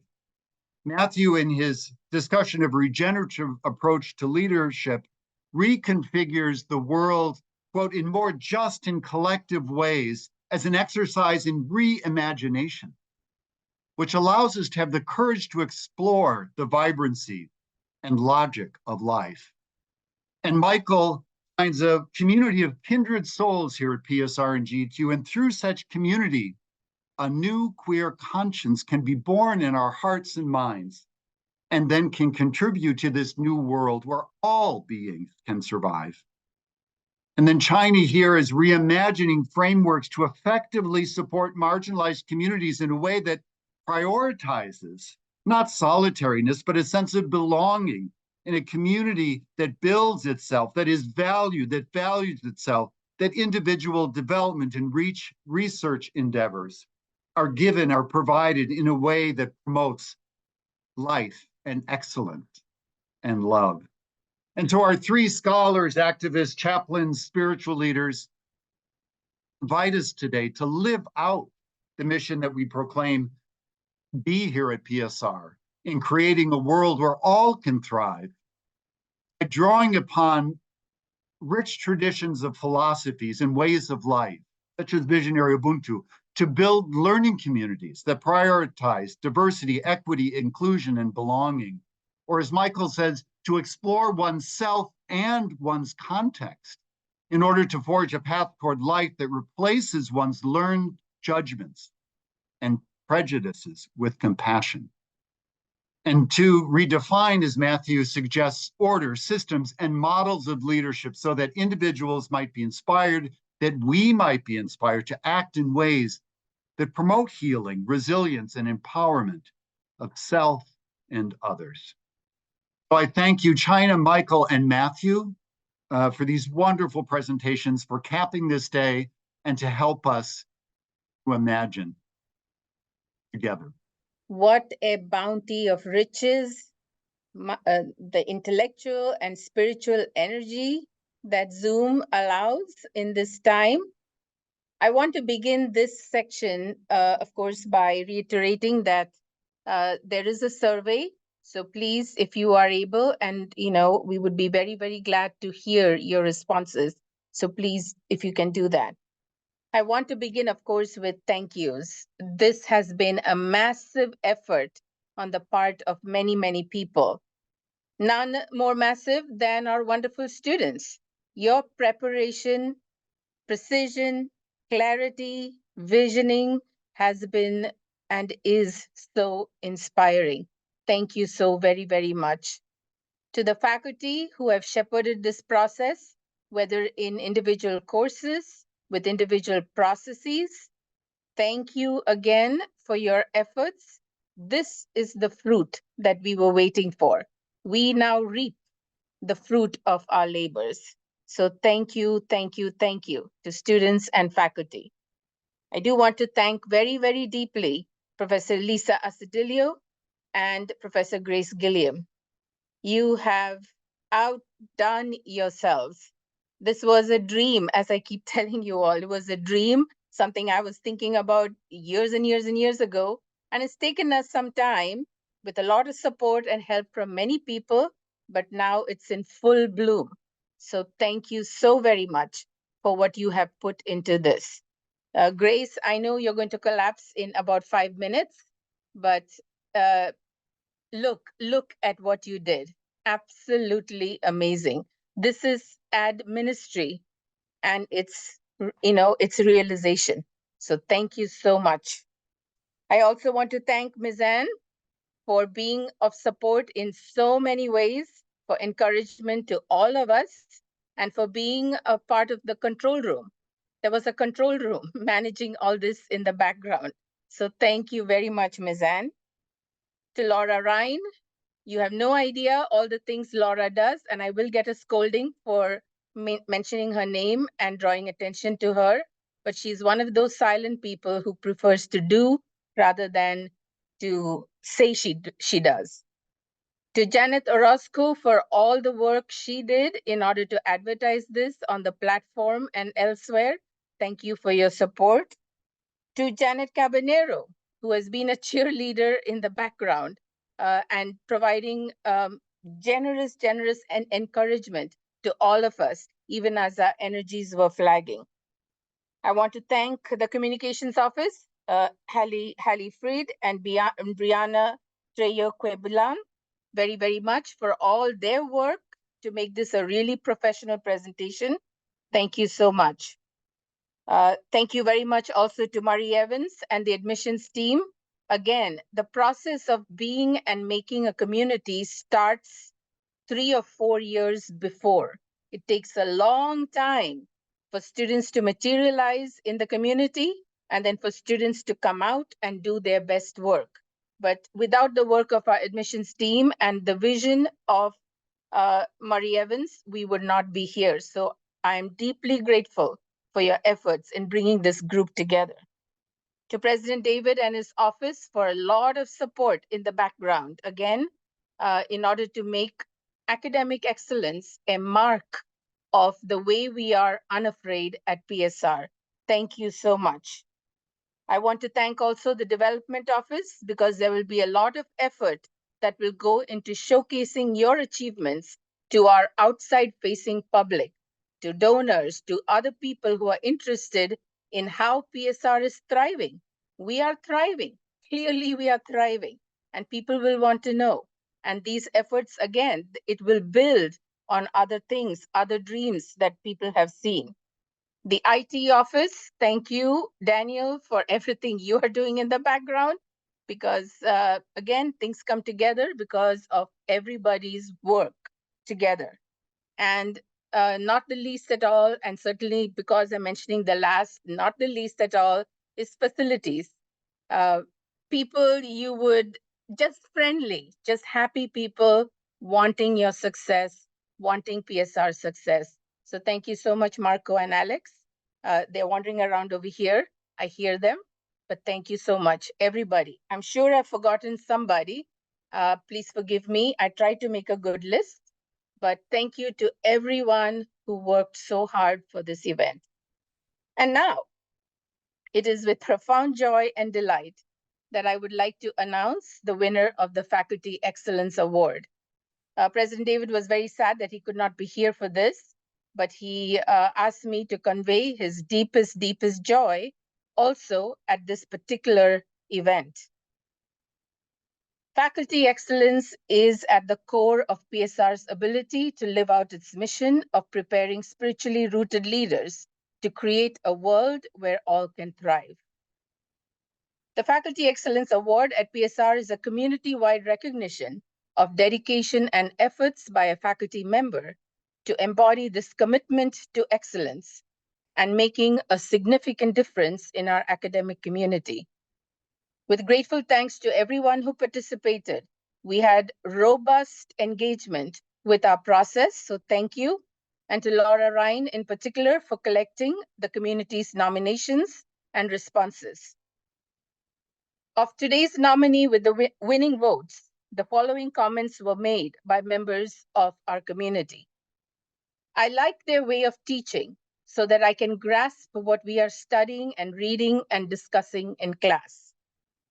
An excellent teacher and advisor. The nominee's skill in connecting online and in-person students into one holistic class is unparalleled. The nominee makes all of us in our class feel safe, seen, and appreciated, managing in an exemplary way the hybridity of our learning community. Leading in an online and classroom space is challenging. Doing it in a manner that allows all to feel as though they belong, while modeling how we can better operate in a hybrid world, well, it's a gift to behold. The nominee adds excitement to their curriculum and motivates students to dig deeper. The nominee single-handedly turned my most feared class into one of my most impactful. I chuckle. The nominee is involved deeply in class and community, and also the larger academic community, and has been a very inspiring teacher, scholar, and activist. As part of this process, the awardee will receive a cash gift and a letter from me, the dean, recognizing the award, and it will be placed in the faculty member's permanent file. I'm deeply delighted, together with the dean's office and the president's office, to present the 2024 Faculty Excellence Award to Dr. Lisa Asedillo.